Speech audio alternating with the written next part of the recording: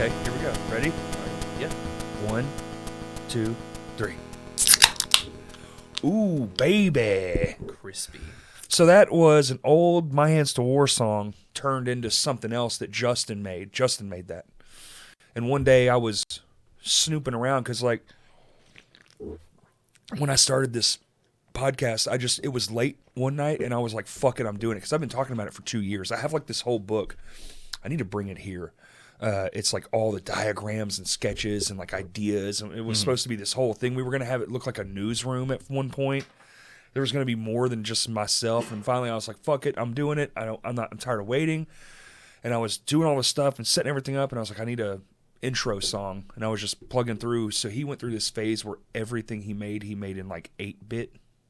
Yeah. You know? Yeah. And so I was just going through a ton of shit. And that part is in one of those songs, and I was like, this whole section here, that's it.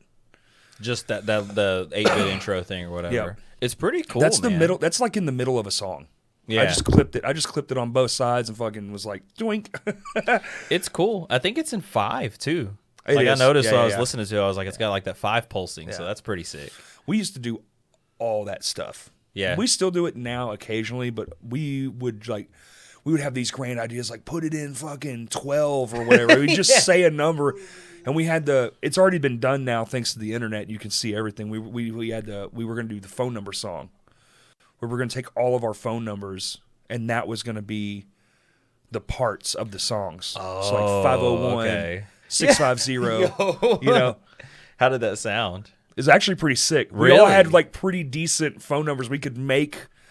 They just so happened to actually be decent Like notes. they actually were all in what is that, like, key with each other. Like they didn't sound off. It didn't sound wrong, especially Yeah. the way we play. So if it sounds wrong, you can just stay on that wrong note and do something weird with it. And you know, wrong notes are cool. It's not wrong if it's that jazz theory, you know. It's just like it's diminished. It's diminished or whatever. There's the no hell. wrong notes as long as you play it with purpose. You know, that's kind Yeah. of like the live value. You just fucking go for it, man. Missing the notes ain't what it's about, man. Fast forward to me 2 weeks from now, killing myself because I missed one single note in a 20-song set. Oh man, I hit 5. My number's 502. I get so mad. I get so mad at myself, dude. Do you do that? I have try forgiveness? not to. Like you're talking about like just like messing up live, that type of thing. Mm-hmm. I try really hard not to. Like I think I've kind of my perspective has kind of changed on it. Not since I started teaching, but I think maybe just kind of especially as I've started teaching more. I teach drum lessons. That's my job. And Oh, sick. yeah, I teach for Jetway Performance. And What is that?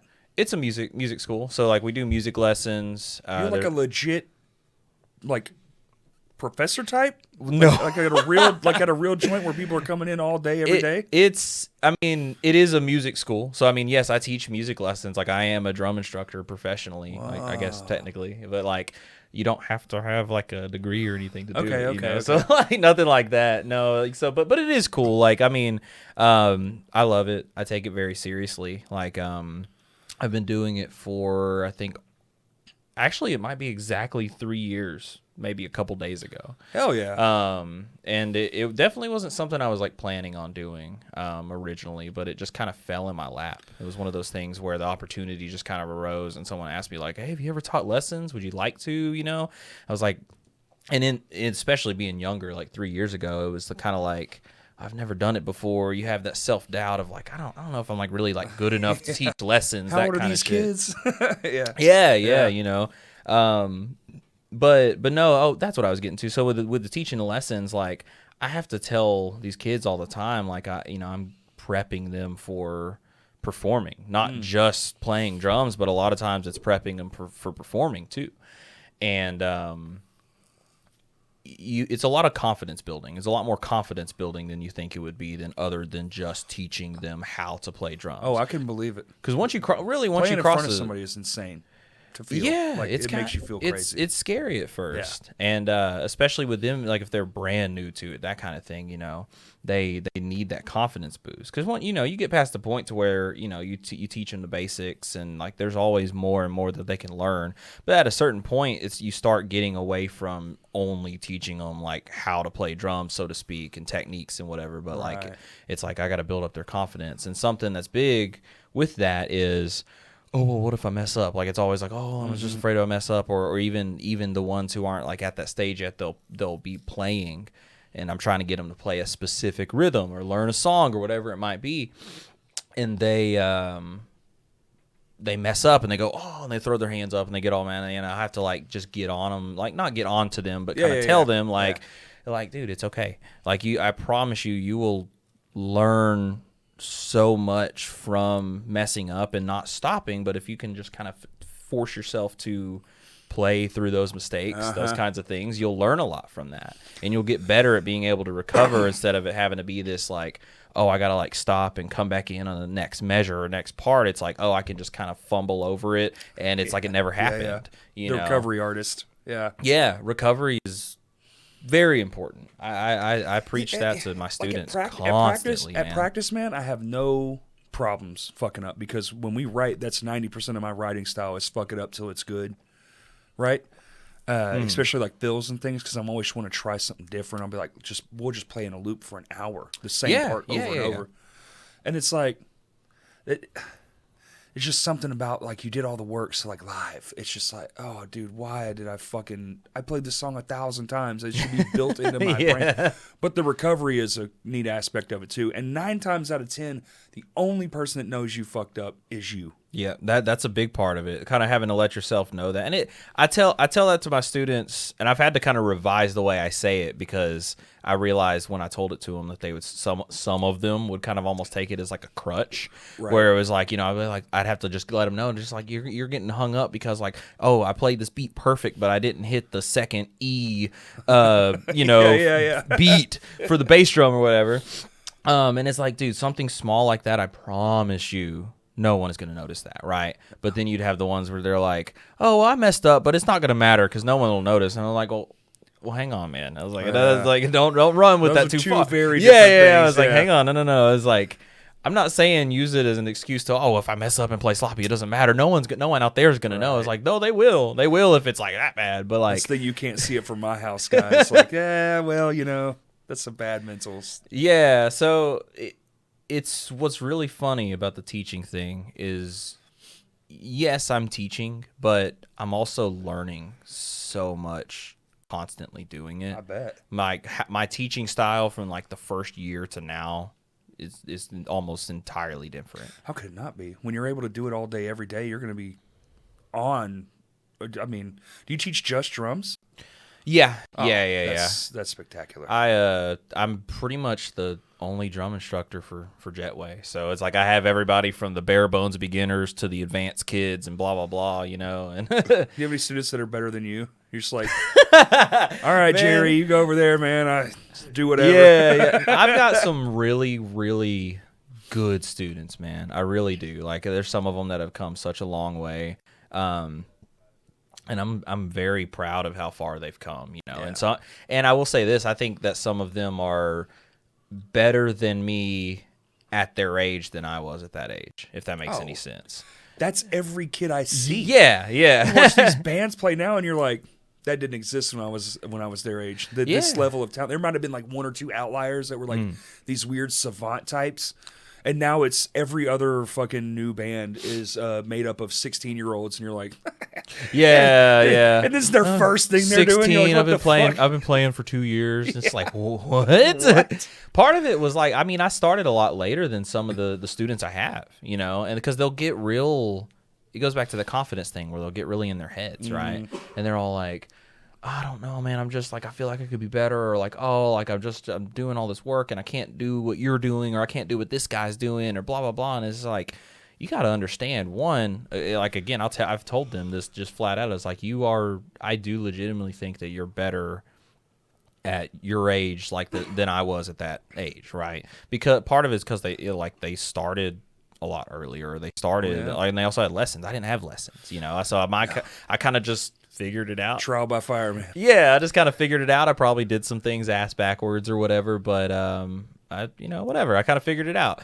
But with they're getting instruction, and like some of them, it's like they start so young. I feel like I didn't really start playing drums until I was like 11, 12-ish. I don't even really that's know. Pretty young. It is, I guess, but I mean, I've got students that are 6. What? 5, 6, 7. That's crazy.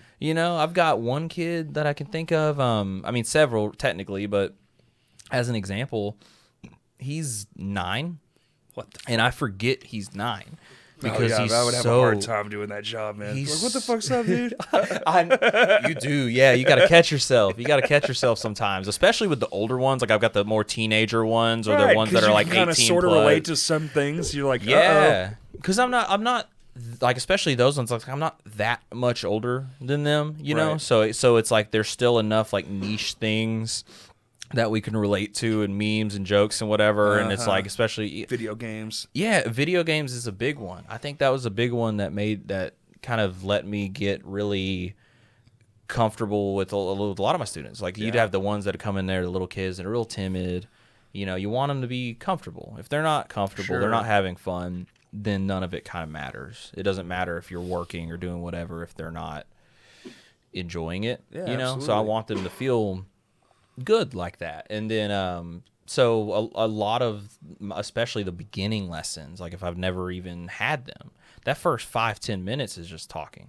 It's just like, I just want to sit here and get asked good questions. How old are you? What are you into? What do you like to do?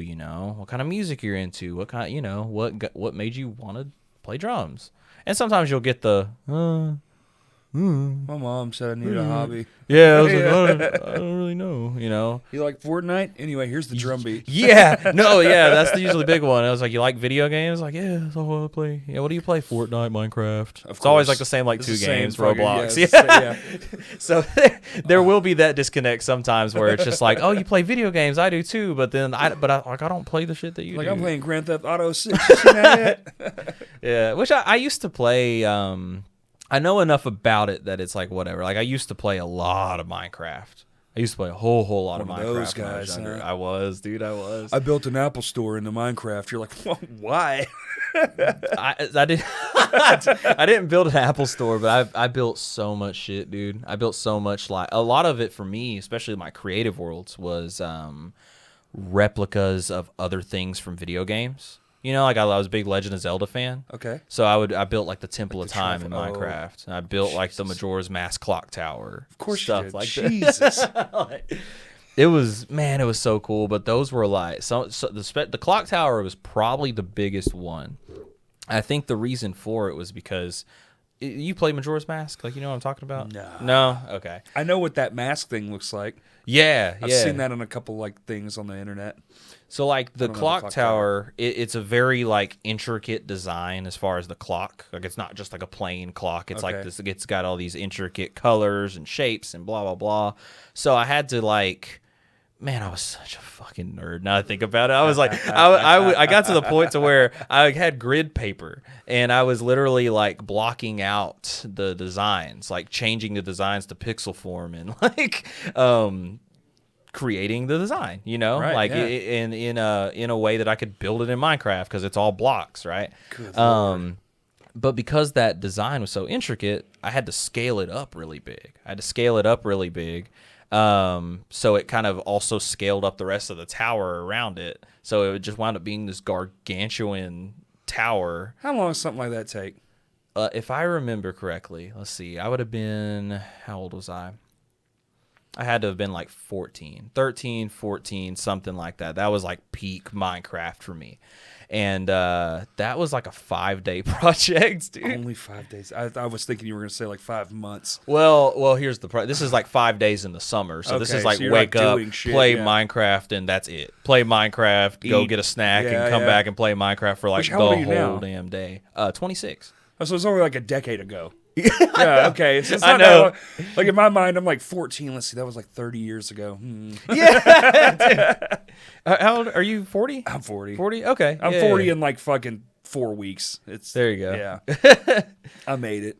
But it's weird though. Like, I mean, I guess you probably understand though. It's like, yeah, it's only a decade ago, but it feels like That forever fucking pandy, ago, bro. It dude. fucked us up. little Everything feels bit. like forever ago. Yeah. Everything. When you say 2014, I'm like, God, man, what was that fucking 20 years ago? Yeah, it feels like it, man. So because I think 2014 would have been. It's weird that 2004 is that long ago, and I'm just like, oh my God. Yeah. So were you even born in the 90s? Barely. Barely. Barely. 98? 97. 97. 97. Golly. So I'm really much more of a 2000s kid than Oh, I for am. sure. Yeah, you like I didn't You grow were up 3 in the 90s. Yeah, like, Exactly. when they ended. Like, yeah, you don't remember Exactly. any of that.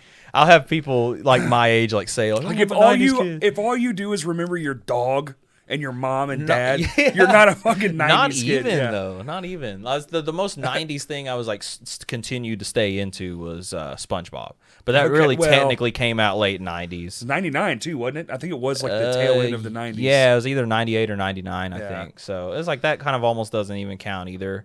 I was into some older stuff, like because of my parents. Like my parents were real Right. big in the 80s, 90s type stuff, of course. So it's like there was definitely stuff that I was into. My dad was really big into video games too. So like I got really into retro gaming and video games and things like that from him. Right. We did a lot of he had a lot of like classic consoles. Like we always had consoles. We always had, I think in that time frame it'd be like GameCube and stuff like that, Right. PS2. But he PS2, also, classic. God Hell damn yeah. it, man. a lot of Guitar love Hero, a lot of Crash Bandicoot, Ooh, things like that's that. my game. Yeah, I love Crash Bandicoot. That new one's too fucking hard, dude. I The- don't care what they say. In time. I haven't played it. Is that the fourth one? Yeah. Yeah. Yeah. I can't get past the fourth fucking Really? level. Granted, I play video games once or twice a year for 18 minutes.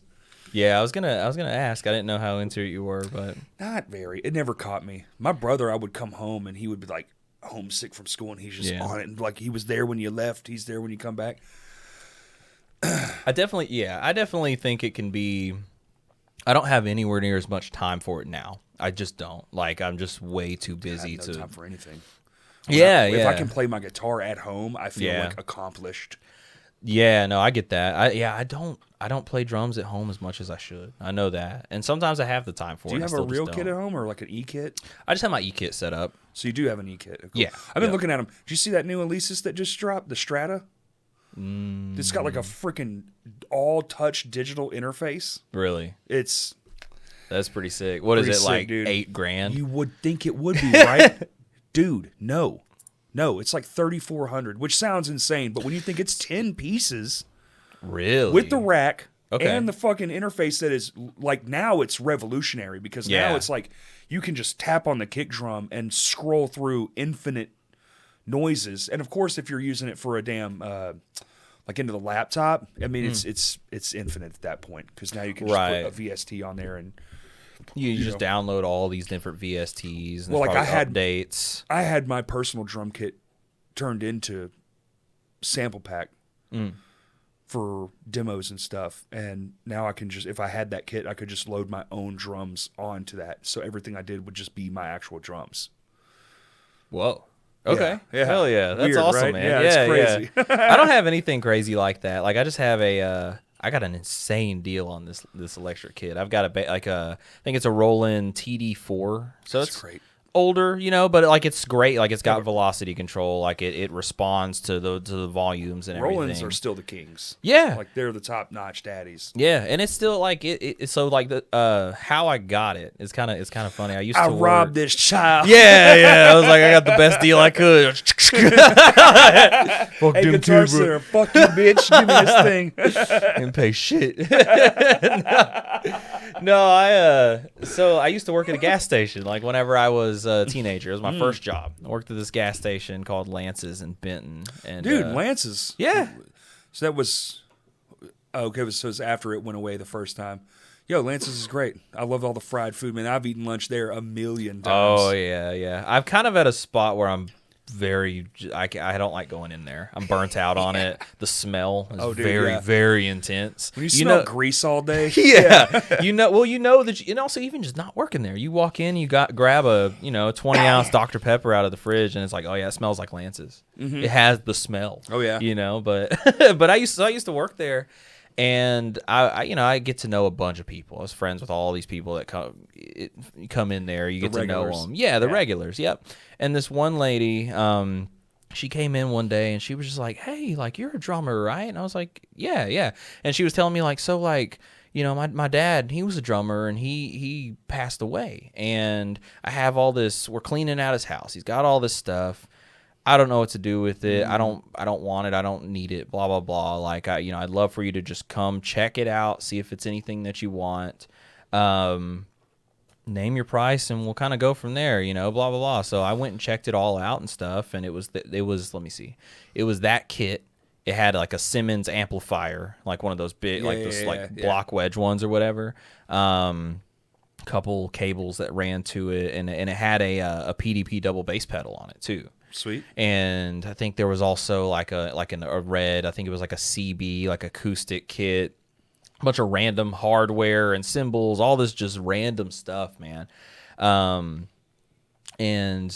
I kind of started telling her, like, she was like, well, she was like, you like it? I was like, yeah, and I mean, it's great. It works. Like, it's got this. It sounds great, So I was kind of just like, well, how much do you want for it? She was just like, well, how much do they like normally retail for or whatever? And at the time, I think I told her, I was like, well, like, I want to say, I don't know, like usually like around the $500-$600 range. But and she was like, what about $75? Holy shit! Yeah, and I was like, deal. Okay. I was like, let me hide all these extra hundreds I brought. Yeah, honestly, I'm gonna give you 25 extra just cause. Because I was trying to be honest with her. Like maybe it wasn't like the best like haggling, like, but I was also like 18. Yeah. I was like 18, 17, 18, whatever. And like I make gas station money. She probably knew that too. She's probably like, I'm just gonna fucking give this away. Yeah, and it was incredibly nice of her because she just wanted it.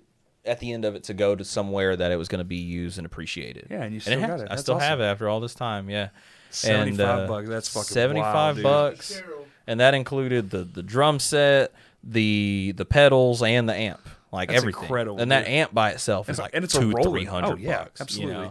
And that, so I mean, it was like, what is that? Like a $900? No, the pedals. That's probably like $1,000 value for $75. Easy dude. $1,000. Yeah.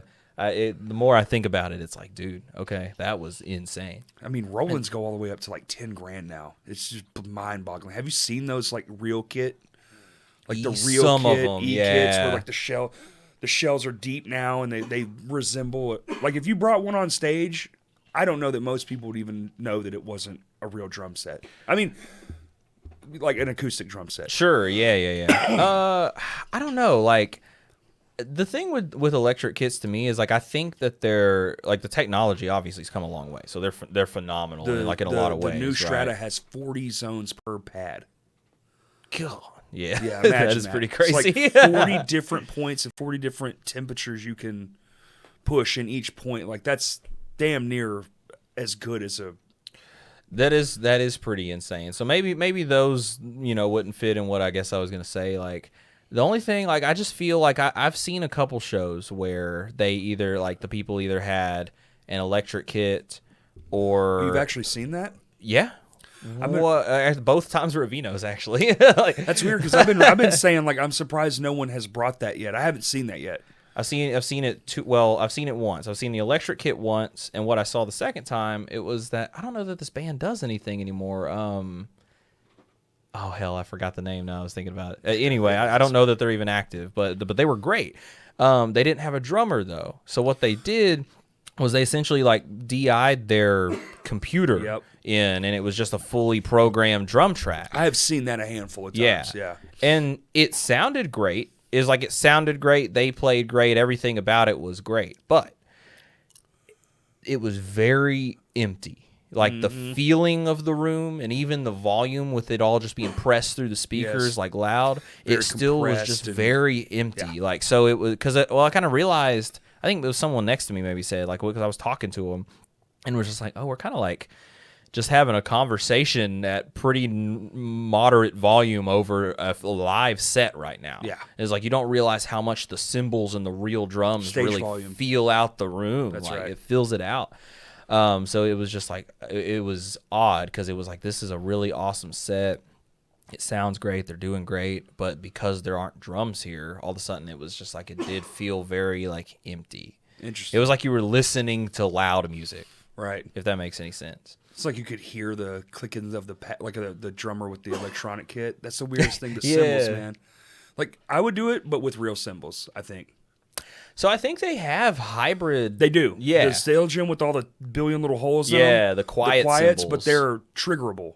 You can trigger them. Yeah. But triggers aren't as because the pads they have like the wires going through the pads, and it's like so they can create zones. So like you can have all these different zones of like and they can sense pressure, whereas a trigger is just a trigger. It's just triggering a noise that you assign to it, so it's going to be full bore the whole time. You know Even what with I'm saying? cymbals, like there's not a way to like flux or moderate like how Not much. that I've seen. I mean, maybe I'm wrong. Somebody can correct me in know, the comments. yeah. But every time I've ever used, and the cymbals are the worst part of digital.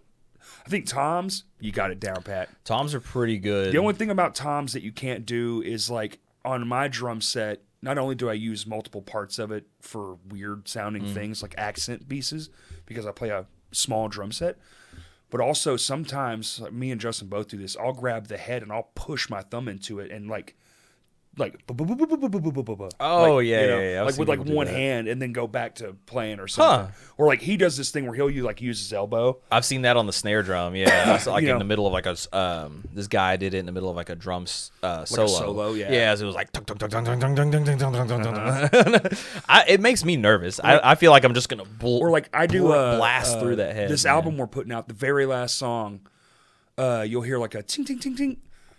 It's like I wanted like a muted cymbal sound, but it's like I'm physically putting my whole hand on the cymbal and squeezing hard as fuck to get out all the sound. So it's just the Really? Okay. it's just the driest bell sound you could ever get, and you can't do that with an electronic cymbal of any type. Yeah, not for now. Yeah. They're You'd have to do a lot of. I feel like you could probably go in Like to like the program it. individual sound and program it and like compress and do all this shit or whatever. Right, So but- like you could probably create it. I'm sure. create it for sure because I could just record that sound and put it on that pad. Well, there you go. Yeah. But it's the doing it part, you know. It's the Yeah, it's cooler. It's like you really truly can't ever recreate what you just did with that specific Because- symbol with the force that you had on your hand. because like, every time live with the real cymbal, it's different. There's nuance to it every time. With the Yeah. programmed one, it's that time I did it, and it's only ever going to be that Mm-hmm. time I did it because that's the sound it's playing. dude, I just I forgot all about Nuance. this till just It's now. missing nuance. Is what I'm Yeah. trying to say. Yeah. This reminds me of this thing. This was a long time ago. I was like 15. So the first band ever played live, I was 15. Damn. And we were. What was the name?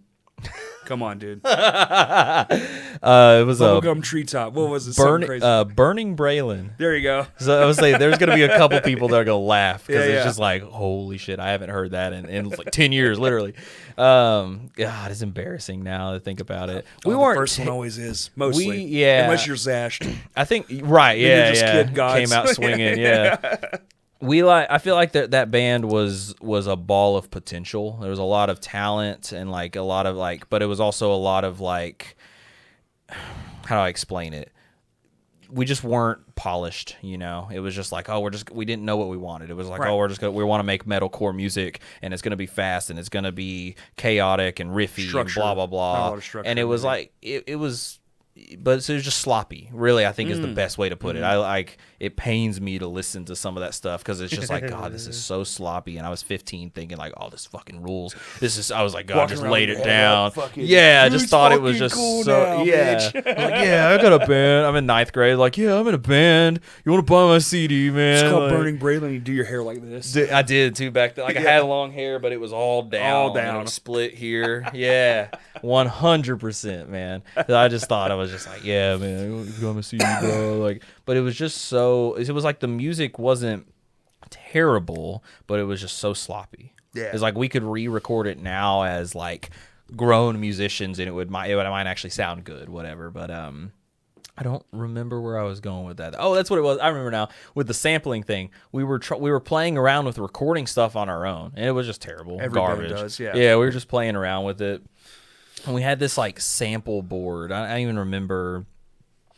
I guess it was like an old like mixer or whatever, and it had a mic on it you could record with. And I accidentally sneezed into the mic like while we were recording stuff or whatever, and we played it back, and it sounded exactly like a China cymbal. So you kept the sneeze? We kept it.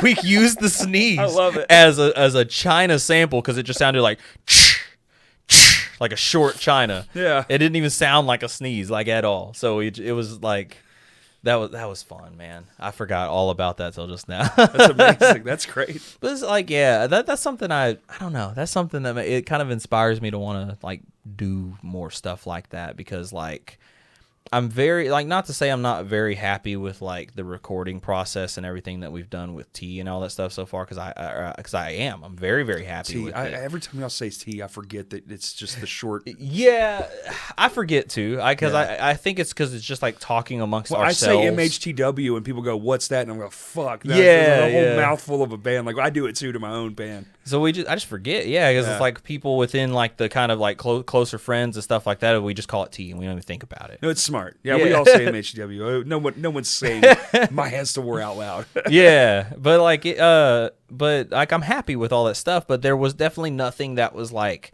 experimental when I think about it. Nothing about it was like I wasn't in there doing weird, goofy stuff with the cymbals. It's like I set my kit up and I laid down the takes and I was happy with them, and that was kind of it, you know. Other than, you know, like obviously there was talk back and forth, there's creative feedback, blah, blah, blah. But I wasn't in there doing anything weird like tuning stuff this way and pressing on this and holding this. And probably the closest we came to doing anything extra like that is like there's a song. It's not out yet, obviously, but like where we're clanking beer bottles and doing shit like that, you know. So that's my favorite part of the studio, though. Yeah, everything else is just kind of paint by the numbers, like play the song you already have. But then you're like, I kind of have this idea. Can we like try this thing out? And then before you know it, you're got fucking 2 fans inside of a drum, or you know, yeah, doing something real wild like that. I love the experimentation process. Yeah, and it was fun. That was a really fun day. It was one of the few days out of all the recording process that I think all 4 of us were in the studio at the same time. Like there were several different sessions where it was just me and Zach, or just me and other Zach or JC, or I wasn't there, you know. It just depended, you know. So like that was one of the few days it was all of us and John, and we drove down to the gas station and bought a couple 6-packs of beer. Did y'all do it on your own? Was this a self-made thing? No, so we record with John LeCompton, Red Room Studios. Oh, okay. Yep. Awesome. And it's just been phenomenal. It's been such a phenomenal experience working with him and getting to record with him and kind of like becoming friends. Like that's probably the craziest part. Is like I never really would have thought like through the end of this and as the process went on that it was just like we just like kind of became friends, man. Yeah. Like we were recording and doing that or whatever, and that's kind of just business as usual. But like he's a super cool dude, and it's just like so many of those studio sessions sometimes would go till like 3-4 in the morning. Oh my and God. The last 2 hours was just us sitting there talking and bullshitting. You know what I mean? Yeah. Dude, the studio bullshit time, that's the best time. Yeah, you don't remember like take 14 of track 2. Like you're just like, oh, fucking the hang time is where it's at. It was. So it just get to that point where it's just like someone would make a joke and we'd be talking about this and John would start laughing and he hits the space bar and pause and turn around, and next thing you know, we're just sitting there. An hour or 2 goes by. Yeah. And it's like we could like realistically, we got a lot done, but it's like, we totally could have been done in like 3 hours less time. We were sure. but it was great because we're hanging out. And it was fun. And we're happy, we're happy with how everything sounds, It's like I think that's the only way it would have been bad, as if it was like we legitimately didn't accomplish anything. I guess just bullshitted through your studio time. That does happen. Yeah, I've seen it. I've seen it with people I've worked with in the past and like other like studio stuff where like there is a line, there's a threshold you can cross where it's just like, okay guys, like yes, we're having fun, we're goofing, gotta but get it's like something we're wasting so much time. You're just paying to hang out, basically.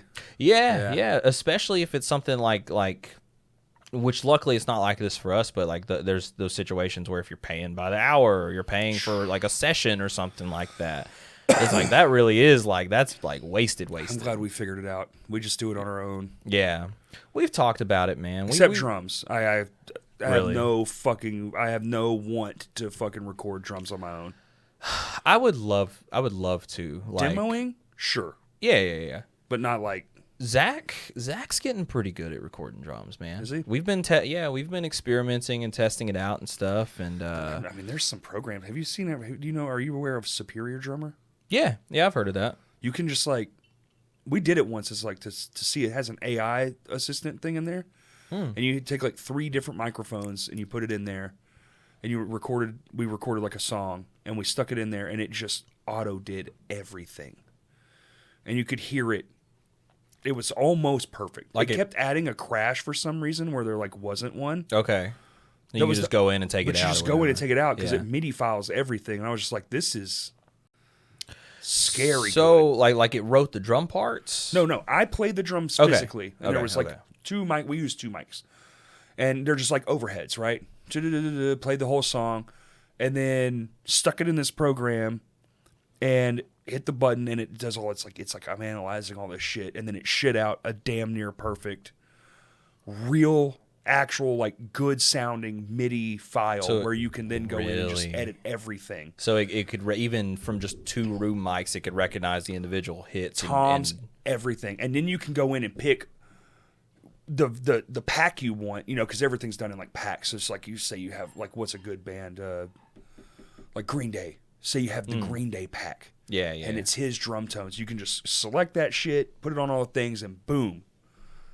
And it was like a fucking 5-step process. That's kind of crazy, man. And you don't have to be good. That's the thing. Like, you want the hits. Like, even if you fuck the hit up, it's now in MIDI form. So if it's a fraction late, like we were talking about, you can just go scoot, and now it's perfect. Oh, okay. So well, it doesn't autocorrect it for you, but you can move it. Exactly. Okay. So you can after edit every part of the thing, including you can just move the section and add a whole verse if you wanted to. Just copy and paste the verse in between that next thing, and then record the drums or the guitars, bass, vocals. Anyway, damn. We didn't do that, but that is something that's available to people if you want to buy a $400 program. Okay, so you guys didn't do it. Okay, No, we did not do that. Gotcha. Ours is. I was like, I've never been on a record, not like legit. I want to be full. I want it to be me. I don't want y'all to put samples in, like you know, which layering is how they get the big sound, you know, which is something we couldn't do a long time ago, but now. Or you had to play in a big ass room and do all this stuff. But so that's why I have my drums sampled. I was like, I want the filling layers to be my own shit. So we sat there for probably an hour after the session was over. Like just each drum, like we would take everything out of the room and I would just have a drum and me in this like square with just covered in microphones. And I would just boo. And I would do like different tempo, like different, not tempo, like temperature hits, like soft, hard, medium hard, like, and you just keep going until you're hitting, you know, until it's like a full hit with rim shot, you know, just a rim shot. Like that's pretty cool. I've never done anything like that. That's weird. Pretty sick. It was a cool experience. I feel you though with like wanting everything on the recording to be you though. I just thought this is probably the only time this will ever happen because technology is becoming insane.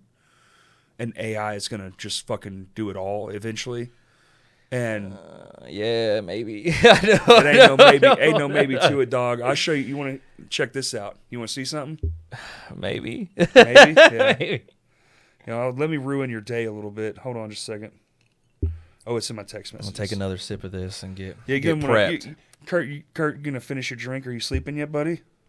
How's that old fashioned, buddy? Oh, hey, Kurt's awake. Yeah, this came out good, man.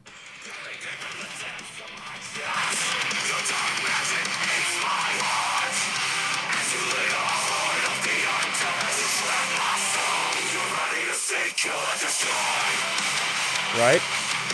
Not bad, right? Sounds like a metalcore band. Right. Yeah. All of that. No, it's not. Yes, it is. No, it's not. Every single thing was just a prompt in an AI bot. All of that is fake. The vocals are fake. The thing, which we say fake, it's technically AI is just borrowing shit right now. Yeah, yeah. But it's when like AGI comes alive and like we're damn near to sentient, it's just going to be like, oh, sure, I can just do whatever I want and create its own shit. That whole fucking thing. And that's a whole song. I could play you the whole song after this. I didn't want to do it on the pod, but Sure, yeah. I have 2 of them in here that my friend just sent me. He goes, dude, we're fucking doomed, actually. And he sent me 2 songs, and I was like, oh, we're so fucked. Because all that has to do is become a fucking option on Spotify. And somebody goes, I want to hear this, blah, blah, blah, blah, blah. And I've been saying it for a while, and feel like, surely that's not the case. Ta-da! There it is. Yeah, I don't like that, man. I would say, oh, man. That's within a year I've been talking about that, and there it is. That sucks. That sucks ass. That sucks, yeah. 'Cause, like, especially when you think about like how much time and thought and effort or whatever that you like put into Absolutely making a song, and like even like the like self-doubts and like the creative roadblocks and all this just BS that you deal with as, you know, a musician, you know, it's part of being it, right? a musician, a creative mind. Yeah. Not just a musician, it's all of it. Well, that too, 100%. But that's crazy because like the writing stuff was like, okay, I understand how that's possible. There's auto-generating text, but like structuring a song and vocals, mixing it, vocals is the crazy one. Vocals is the crazy one. I don't know if it was saying whole words or not, but it's just I started listening to that because I kind of picked up on. I was like, I feel like I listened. Maybe that's at what's going them, on or here. I literally got these earlier before you showed up, and we did the other the Patreon subscribe to Patreon pod. Yeah. And I was just like, this is so scary. Like because it's not that there will never be a space for like what we do. There'll always be a place for human entertainment. Yeah. But the more the masses, they could give a fuck if it's Taylor Swift or a robot. They don't care. If it's good and it's appeasable and it's in the background, great. Mm-hmm. So if they can just hit a button and be like, I want to hear, but I want something new, I want something fresh, and just tell their phone to do that, and then it just shits that out literally instantly. It is, yeah. And then you get kids that are built on that, like, hey, so and so AI bot, like we all do it, like, hey Google, it's just hey normal. Siri. Yeah. It's all normal, and then it's as that goes on, like within one generation, you got a whole generation of people who are like, I just ask it to play me stuff. Yeah. No, I man, we already all do it. Kinda. I'm 40. Yeah. Dude, you know how often I ask my phone to do shit for me? It's like 10 times a day. that wouldn't surprise me very much, man, because that's something that's been really weird too with teaching lessons. Is like, you know, I was telling you earlier, like I'll take that time to ask people like, what music are you into? What do you like? What do you do? You'd be amazed at how many times I ask a kid, what kind of music are you into? And they're just like, I don't know. I don't really listen to music or YouTube, something like that, or just like YouTube, or just like I don't really know how to explain it. Like I just kind of listen to whatever is like on through. Yeah, like I'll just like it just kind of whatever just pops up, or they just don't even like music, but it's like, well, so what made you want to play drums then? I'm like, I don't know. It just seemed kind of cool, which I guess is cool. But that will lead them to liking some type of music for sure. Yes, that's kind of my goal. That's kind of my goal in that is like, well, let's like it's like show it's you like a few playlist things. Part of your curriculum, like School of Rock. You know, he's like, here, you listen to this rock album. You listen to this. I would definitely be that guy. Like, have you heard Polar Similar by Norma Jean? Yeah, you know, it I've considered it. And it's like it is and it isn't. A playlist, no. I don't have anything specifically mapped out to where it's like music homework. Yeah, this is like you need to go listen to this, or like this is what you need, blah blah blah. Like, interesting. Part of it for me is like I really like. This is where it starts to get into like a problem, I guess, with what I was talking about a second ago, or whether or not they do like it. A lot of the kids do have stuff they like, you know. So it kind of plays into what I guess I'm about to say, but like. I like the idea of them playing music that they like. In my opinion, you know, I'm there to teach them drums. I'm there to help them with this. You're just facilitating. Yeah. So for me, it's like I don't really care what it is that you want to play. So like I go through a whole process of like, this is kind of like if we're talking about a bare bones beginner, right? It's like these are kind of the rhythms, and these are all the different things that I want you to go through and learn, and we're going to get all this kind of foundation down. Paradiddle. Yeah, right, yeah. It kind of just like a few just like kind of more regimented beats and things that I've come up with that I think will be really beneficial for them, that are going to help them with different bass drum placement, hand-foot separation, things like that. And at a certain point, I'm like, okay, like I start letting them know, like, hey, like, you know, we're approaching a point where I want you to try to like learn how to play your first song. So I want you to start thinking about, you know, songs that you like, something that you would want to learn how to play, and I don't want you to be worried about, oh, you know, is it going to be too hard? Is it going to be too this? Is like that. Let me worry about that. You know, let me worry about that. So do you learn these songs too? On the fly? Most of them I don't know. Like as you're listening to it with them? Yeah. Most of them I tell them that. I was like, I don't know these songs. It's not because it's not about what I like. It's like you're going to enjoy this much more if you're learning a song that you like. Sure, yeah. So it's like, and it's hard for me to pick stuff sometimes depending on the kid, because I listen to a lot of like metal stuff and heavy, you know, whatever. You don't like Jamu Borgir? Yeah, just like weird, like whatever, you know. They're not gonna know the hell I'm talking about, like, but sometimes it's cool. Like some of my older ones, especially, I'll introduce them to stuff and get them into stuff, and that's a good feeling. That's a really good feeling when it happens. Like the best feeling. Yeah, because like all of a sudden it's like, oh, I've got these kids that are in the periphery and Avenged Sevenfold now, and it's like that's what I'm talking about. There's a lot you can learn from this stuff. Here's some old people shit, kid. Get into it. And but yeah, I ultimately I want them learning something that they like, and that's good. The only parameters I have is basically like, does it have drums? This sounds silly, but you'd be amazed at the amount of times that they'd bring this song to me and I'd listen to it and I'm like, okay, all right, now skip around, where it's just piano the whole time. Yeah, and it's like, okay, it's cool, nothing wrong with the song. There's not any drums in it. There's nothing for us to learn. It's like, could we improv over this? Yes, but we're not there yet. It's like, you haven't even learned how to play with music yet. Teach your brain how to improv and learn drums? Yeah. So it's like, I just try to get them to bring something to me, and it's like, it's got to have drums in it. It can be as far as genre style, whatever. It can be whatever you want. That's fine. And also, like, I just have to make sure that, like, your parents are okay with it. It's like, if your parents are cool with it, it's something I have to be kind of about that thing. Yeah, it's something to navigate. You know, it's not as bad as you would think. I think in the realm of like that, like private lessons, you get a lot of flexibility, and a lot of parents are really cool.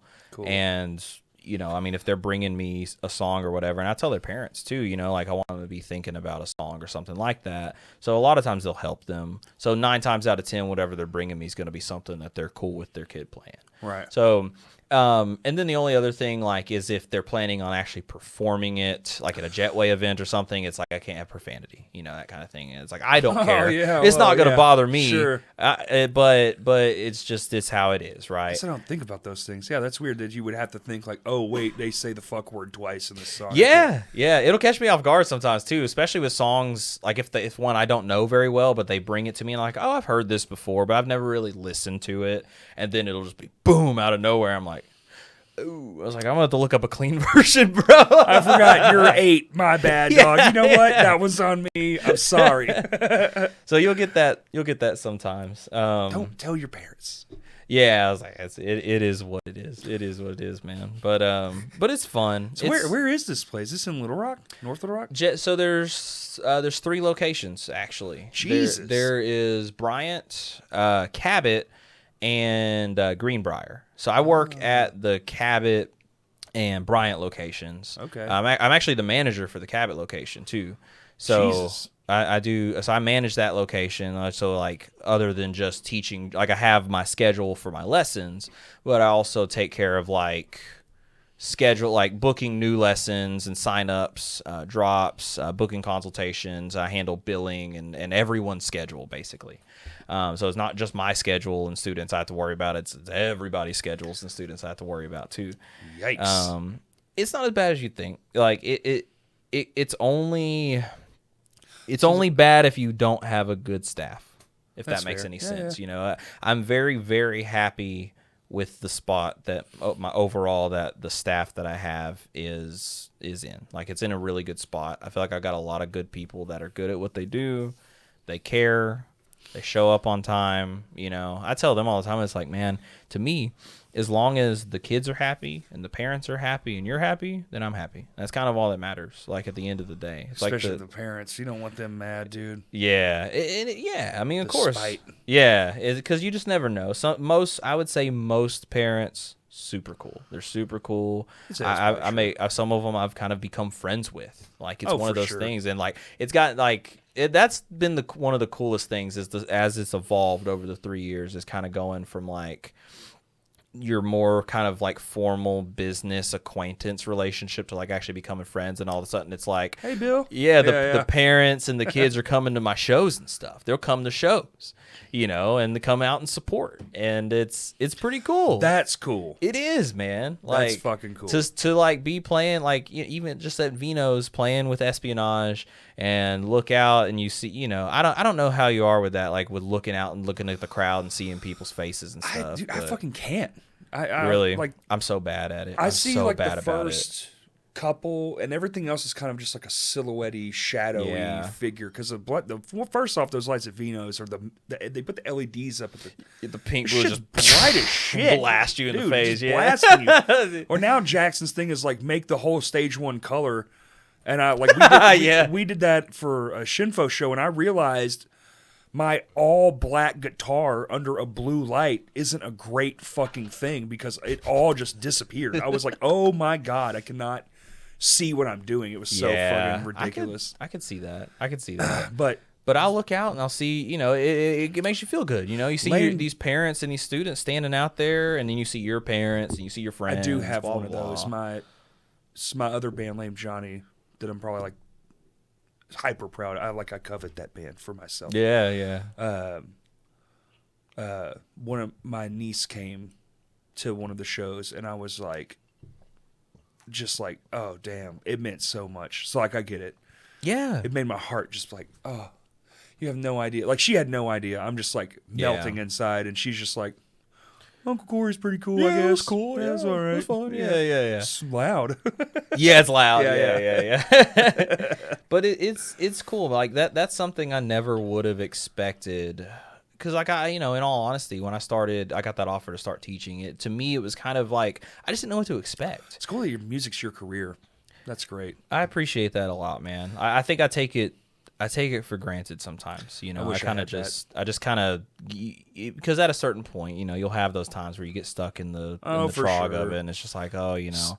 You'll have your days. A job at some point, yeah. I have like just like everyone else. I'll have days where I'm just like, man, I don't want to go fucking do this. Again, I was like, I gotta go deal with this. I'm gonna have to tell this kid to quit hitting the drums while I'm playing. It's like, hey, please stop hitting the drums while I'm talking. Hey, stop doing this. Like, look over here. Listen, please. You know, Kenneth. Just stop talking. You know? So you have those days, you know, but as a whole, like my student base honestly is pretty good. I'm very, very happy with all of them, man. And it's fun. It's super rewarding, and that's something I just never would have expected starting it to now is just like how much of a personal connection that you build with the students and even the parents, and like how like just proud you become of these people. Yeah, you dude, see teaching somebody something. Yeah, like, and you see it come alive because we have like a lot of performance opportunities too, and like we have tour bands and stuff that the kids can audition for, and they get to be in these bands and go play shows and stuff. What? Yeah, that's fun. It's cool, man. It's cool. Like and those are some of the funnest lessons of those little rock band children. Yeah, so like it's essentially anybody that goes to Jetway under, I think the cap for it's 21. So, but it's like anyone under that age can essentially audition to be in one of the tour bands. If they make it, they get to be in one of 8 bands, and those bands get together. They make a name, they make logos, they put these set lists and styles, all this stuff together, and then we take them and they play a bunch of shows locally, like festivals, and they play at like the Rev Room and Stickies and stuff. But then we also take them out of state too. So like this year, they're gonna play at Chicago, Nashville, and Gulf Shores. Yeah. Can I join the Usual, yeah. my band's playing at Little Rock and Conway, man. You pass for 20? You pass for 20, man? Yeah. They say just nair your nair face. my face, Yeah, polarization, shrink myself down a little. And glue some like greasy paper towels There in your you face go. and get some acne, going. Yeah, Yeah, it's yeah. like, man, yeah, no, I'm good, I'm good, you for it." guys, man. I swear, it'd be so much fun. Hey, Kurt, are you sleeping? No. Oh, I seen him slunched over. I was like, oh shit. I didn't know if that's like that was normal or I thought. Oh no, he slunches, but sometimes he falls asleep. I thought that custom old fashioned. And he's got that old fashioned in him. Yeah, I heard the. 3 a.m. last night, so that's what I'm saying. And he looks like he's eating a sandwich. You eating sandwiches over there, Kurt? chewing on gum. Oh, okay. Just got a bologna sandwich. He's like, yeah, I am actually. I made a PBJ. Here, Kurt, I gotta use the bathroom. Kurt's gonna talk to you. Okay. Sorry. Oh shit, I moved the camera. I'm a bad person. Oh no. He's about to mess himself, man. Oh man, it's the freaking heart medication. What's up, dude? Hi, hello. Hey, howdy. How do you feel about the game Candy Crush? I've never played it. You've never played Candy Crush? I've Don't. never played it. You'll get addicted. I just it doesn't look fun, man. You know how many Candy Crush like clone games there are, and they're all the same. It's all just Bejeweled. I used to It really. is all just Bejeweled. You're I liked correct. Bejeweled. If you like Bejeweled, you'll love Candy Crush. So don't ever play I can't do it. I'm on level like 900 something now. It's insane. Dude, I don't know. I'm so not. I love video games. I'm not a mobile gamer at all. I'm not either, except for Not. Candy Crush, because it's just so like consumable. You know? But don't they have that BS where like you can only play so much before you have to like pay money or wait for like you 2 don't have to. days? You never have to pay money. Yeah, that's how they There's- get you though. But you gotta wait. Yeah. Right. It's you get 5 lives, and every time you fail, you lose a life. But if you don't fail, you keep the lives. So if you don't fail, you can just keep playing for forever. Okay. But if you fail a level, then you lose a life, and after you're out of lives, you gotta wait for the lives to reset. Got it. It's pretty fair, honestly. Okay. All right. But also, you can spend money on power ups, shit like that. It's crazy. Gotcha. So you don't pour money into Candy Crush, do you? He's oh no, he does. When I have it and I'm on a kick, it can be a problem. Yeah. Like how Yeah. much, man? How much are you spending on Candy Crush? No, it's not a lot. It's like you can buy like little power up packs for like $2. You know. Okay. All right. It's, I've definitely spent way more money on Fortnite for sure. There you go. Yeah. You and I used to be everyone buying else, man. skins left and right. That was back when I had an actual job, though. There you go. Yeah. Now I work for a podcast. I don't make any money. Nice. Living the dream. Yeah. Are you excited to play a show on the busiest weekend that Arkansas has and ever will see? I was just fixing. Oh, dude. So yeah, I know. I technically booked that show, kind of. Yeah. I got y'all the date. Yeah. Because we wanted No. we wanted the date that you had. Well, you can't have my date. Give me the date, motherfucker. No, it's fine. But like, I'm planning on going to that show. Yeah, though, JC hit me up and he was like, "Dude," I was like, "Well, let me because no one knew what was going on. We kept it real close to the belt, Yeah. and so we were playing that one insider base. But he hit me up and I was like, "Let me explain everything," and he was like, "Jesus," I was like, "That's what's happening." He's like, "Yeah, I get it." Dude, it sounds cool. I kind of listened like to the Ben episode. And, Yeah, like, yeah. was hearing the description, you talking about the show, and I was like, I feel like I'm gonna go to this show, and then I'm gonna have to go play ours the next day. I'm gonna be like, dude, this is nowhere near as fucking cool. This is It's supposed to be not a big deal for us, and it's like, dude, they went in there and put on this production, blah blah. But it's blah. like two very different things. One, we've been around for fucking way too long. When did y'all form? Dude, it's 17 years old. So that, I don't know, how long that go. This year Wow. is 17 years. Really? Yeah. So And this is our I was first 9. Yeah, when y'all exactly. Yeah, started exactly. playing, Yeah. dude. Yeah. Wow. You were like, "Mama, macaroni cheese, the hot dog." And you were like, Yeah, we're literally. like, the fucking verse is wrong, idiot. I lost my tooth eating a French fry. Exactly. Yeah, Yeah, like yeah. that kind of shit. Yeah, and so it's like, this is a long time coming. It took a long time. We've never made a record. This is the first record Wow. we've ever. We made an EP in like my kitchen, and it is pure ass. Like the songs I like. Well, 2 of the songs I like.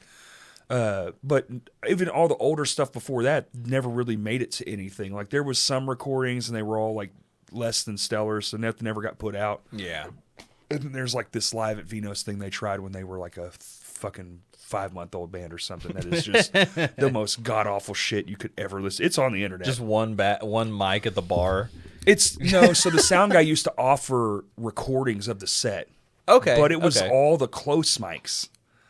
So it's Like the just drum everything. mics? Yeah, all of it. It's just everything in one spot. It's just Back in the day, they used to offer photos, film. Yeah, they would have like that. You know those things that hang down from the ceiling in Vino's? There used to be cameras in those. I don't know if I know what you're talking about. Look up next time you go there. Yeah. Yeah, $50 or something. I think it was very affordable for at the time. It was like whoa because YouTube was brand new. You know, and you were just like, no one was doing that. yeah, you could be like, holy shit, we could actually have this on thing, but the fucking quality was just It was just like big VHS pure ass. It was pure ass. Nokia flip phones hanging It might from as the well have ceiling. been. Yeah. It might as well have been. There is no difference as far as like the overall quality. Yeah. But in the time, cool as fuck. That's awesome. Really Yeah, cool. Like yeah. great. Dude, I mean, go back and look at YouTube videos from 15 years ago. They're Oh yeah, dude. horrendous. When we started filming everything on our phones and we shouldn't have been yet. Yeah, before. And what's funny is now phones can rival a quality camera. You can just start Dude. with a phone and it's great. My phone can shoot 60 frame 4K. But now everyone's like this podcast, dude. We have 3 Sony fucking cameras. Like we could Yeah. have easily just opted The for phones fun. are great, but I promise you, this will still look better. Well, yeah, it always will look better. Yeah, because it has a there's- larger sensor. There's mechanics behind it. Right. but- Biased. Yeah. No, You- yeah. You can't be Kurt- an optic. Like, Kurt wasn't paid to say that. yeah. You can't beat an optical zoom. I was say zooms where But he they did lose- just yeah. work a fucking gig at South by Southwest where like a Sony rep was Oh, yeah, pushing out the A9s and shit. play with it. How was that, man? Incredible. Yeah. Dude, go sign up for Patreon. Hear the whole story. Don't say nothing. No, I'm just kidding. You ain't getting shit for free. But We were you, recording right before you showed up. but our show is. Well, that's what we were talking about. Like our show is something very. This comes out on the 2nd, so this is promotion. This is for promotion Wrestling for Four. both of our shows. Yeah, both shows. This is kind of like it was like, oh, that's a perfect matchup for Yeah. this. Good, man. So you said it's the 2nd. So that's like the week of. The literally. week of, like Okay. this Saturday and Sunday, you motherfuckers. No, Gotta be there. I'm playing a show on Friday, too. At Vino's. oh my god, Brett's dude. birthday bash. So you're just gonna live in Vino's for a weekend? Yeah, something buddy. like that. Yeah, That's a lot yeah, of pizza, it dog. You're gonna have is. to get. You know what you should do? You should do sandwich first night. Keep it light. I've never had a sandwich there, so you might be right. Dude, yeah, it's so fucking good. I need to do that. Their sandwiches rule. Then you get a calzone. I night love the 2. calzone. Then you getting that free pizza, baby, on night 3. The problem every time I play a show at Vino's, right? It took me because I didn't try the calzone until last year. You're insane. After all this That's time, an insane thing. Well, it's because I'd show up and it was like the options are free pizza or I go up there and buy a calzone. something. Yeah, I get It's that. like, well, you know, free is great. yeah. And It's like that's it's a kind of hard to solid- argue. It's like so I get a free pizza and like 3 free beers or whatever it Right. is. It's like, well, then I'll do that. Cool. Yeah. I get it. So, but no, I finally did. I finally was just like, man, I just don't want. Like whatever reason that day, I was like, man, I'm gonna try the calzone, and it's so much better. It's the best. God, it's so much It's better. the best. I shouldn't have probably ate it before a show. Nope. Yeah, I was like that. I learned very quickly. I was like, this is not like show food. You have to shit. Yeah. Stiff like a brick in your fucking tummy, dude. Like the worst. And the cheese, so much cheese, man. It is a lot of cheese. The worst I ever felt after a show. I was like 16, and this show was at Downtown Music Hall when that still existed. Ching. Yeah, man, I was so done. I know I was fresh to shows because I just had no sense of prepping for these shows. I was so young, but I went and just got my regular Taco Bell order before, which was like at the time. Let me think. Beefy 5-layer burrito, cheesy gordita crunch, a crunch wrap supreme, and probably something else. It was like 4 or 5 things. Back It was when a that lot was only of stuff. $7. That's like That's the $30 other thing. now. I know. It's so sad. I love Taco Bell still. I really, truly do. But like, it was like, dude, you could just go get fucking like 5-6 things That's at Taco what Bell made it good. for $8, Now you can't and it's get $30 anything. for Yeah. real now. Yeah. Yeah. But no, I went and just ate my normal thing like I would about an hour or two before we played this whole show, and then afterwards I was fighting every just fiber of my body not to throw up. Yeah. Every single piece of me, because I hate throwing up. I'm one of those people that even if I have to throw up so bad, I'll sit there and fight it and suffer through the pain. Oh, I love throwing up. I can't Get it out of me. I just you feel so God. much better when I it's know over. you do, but it's the thought It's of got to it, be your the age. feeling. Because I used to be that way. I used to be like, no, don't throw up. I'll fight it. And Keep fight it it in. and fight Fight it. it, fight Yeah. it. Maybe one day I'll give up and just like, man, whatever. Oh, now it's like, where is the trash? Let me just get this out of my body. Oh, I'll just sit there and just hold it and swallow it and just. you're just Yeah. gulping. Anyway. You're just gulping the whole time. Kurt's going to throw up. Dude. But yeah, no. So I learned from that, and as I've progressed, like, yeah, no, I need to be careful about what I eat before a show. After and- eat is the ticket.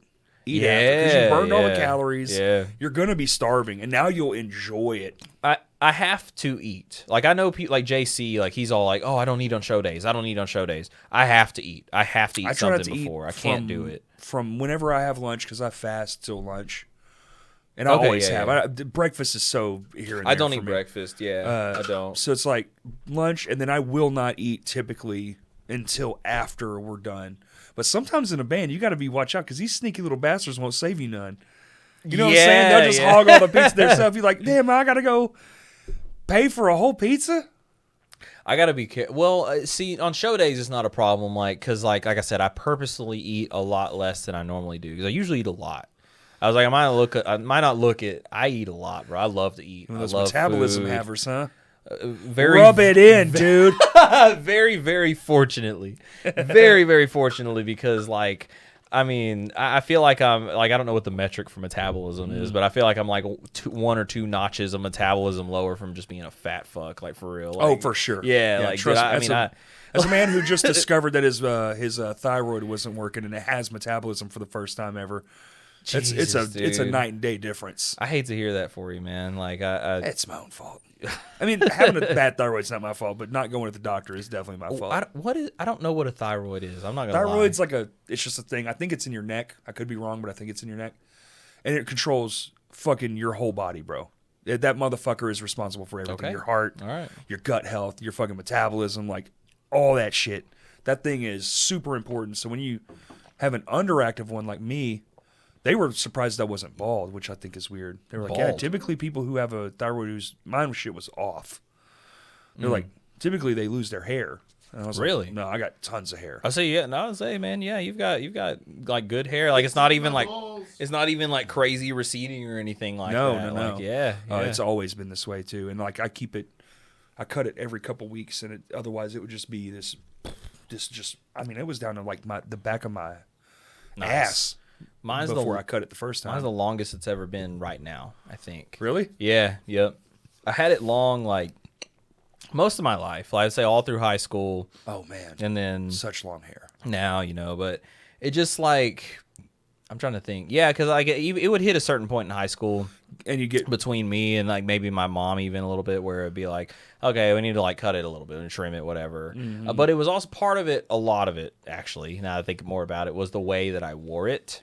Because like right now it's just kind of back, right? Yeah. But like then it was like it was in my face, so it would just be like 8 pounds of hair on this left side of my left side of face your like this, and eventually it gets to a point to where it can't physically stay over here without just being like this. Yep. Without just being in your face. So it was like, okay, this is just dumb, I just behind the ears guy. And then I did the mullet one year and I was like, you know what, I'll have this. That was Yeah. like 15 years ago. And I haven't had a different hairstyle since. And I think maybe, just maybe, I'll grow it back out soon where I'll just have long hair again. There you go.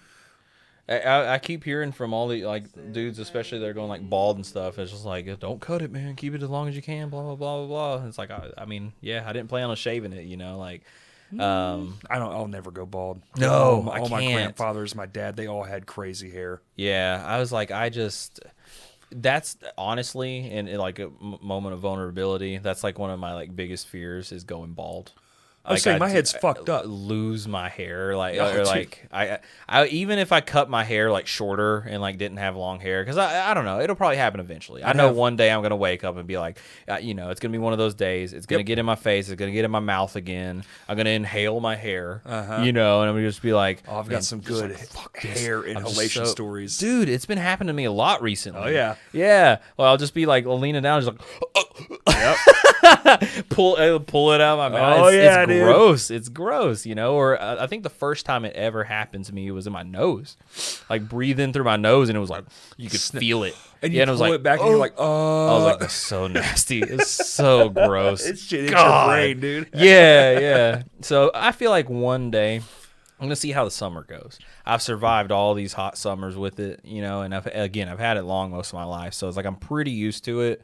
But It gets the sides being gone is pretty nice. That stuff stopped happening to me when I got the sides short. yeah, I believe that. It scares me though. I don't know. There's something about the idea of shaving the sides and underneath that scared me, because the back right here in the back is where all the heat gets trapped. Yeah, that's true. It's so much. So it's like I know it would feel better, but there's something about it that like I get really weird about, man. I had short hair for a tiny little spectrum of time for like a couple months, and I was like, I don't like this. It is not me. And I don't even know why it scared. Like now I think about it, I used to have my hair cut in a way to where it was shaved on the sides, and I had it like long on the top. Like if that makes sense. It wasn't a mullet, but it was just bowl like cut, huh? like a bowl cut, Not a bowl cut. No, old school no. '90s like skater cut. It was just like shaved or like shorter on the sides, and it was still just like long on the top, and it went off to the left kind of thing. Yeah. So That emo bob. Kinda, yeah. Yeah.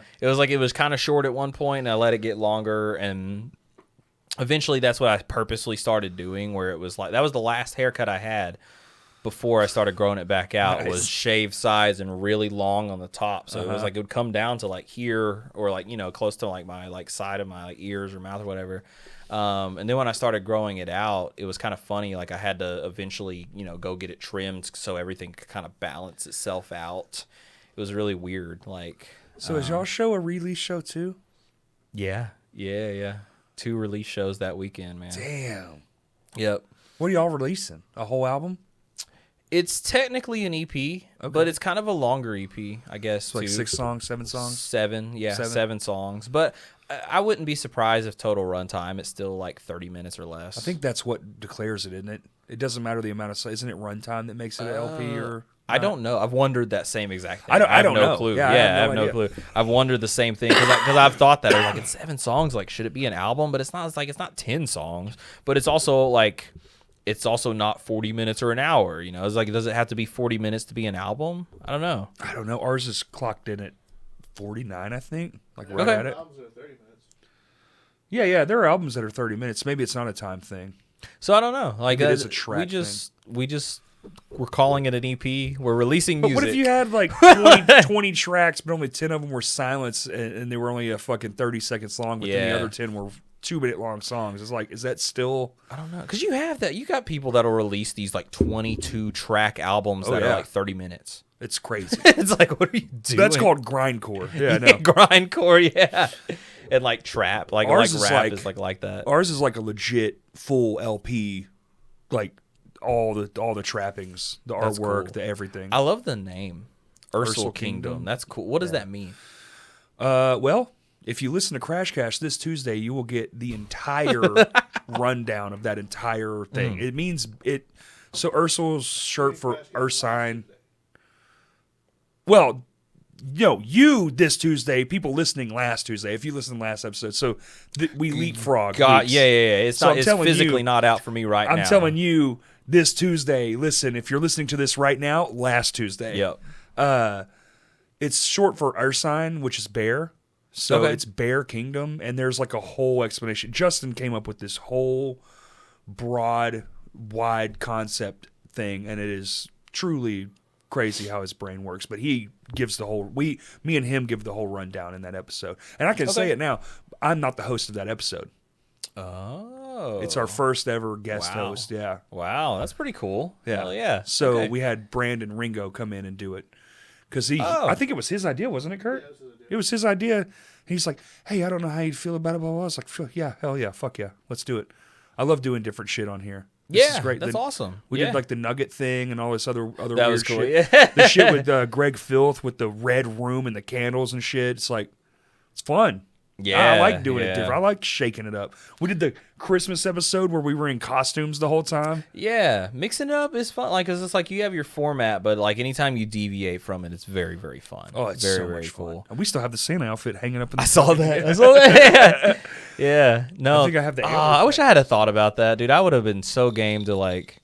There you go. Hell yeah. I would have been game to just like crush. Yeah, he had to stay dressed up like a fucking What is that? he was a fucking snowman. And he's only on camera for like 8 seconds. You know that is so hot. It was so hot. He It's was so sweating. thick. He I'm was sweating right now. That's why I took my shirt, like my overshirt off. God, that's like thick foam. Yes, it is very thick. That's foam. insulation, bro. Yeah. That's just snowman We just insulation. we just wrap Kurt in asbestos. And like, here. yeah.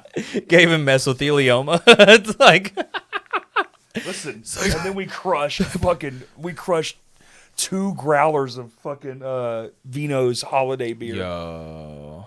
That episode was insane. Dude, that would have been cool. Like that, like, but that was part of like I wanted to bring on the like I wish you had got to enjoy the old fashioned thing because I was like it'd be something different. I love that. That's my drink of choice. It just I get real different on that stuff. That's and okay. No, it's fair. It's I not good. I respect it. You know, I don't. I do it for one person and one person only, That's all right.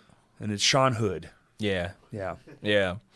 he's But- got my number. Me and him are besties. I love that man to death. That's been my favorite drink of choice in the past year or two. Is just like I remember you said it used to have an orange slice in it too. yeah. I meant to bring in orange and I just forgot it. I literally have it packed in the fridge in a bag and I just left So- it. I brought the peeler. I didn't bring the orange. So It happens. it was still good though. It was very good. Thank you. Kurt loved it, and he likes that kind of stuff.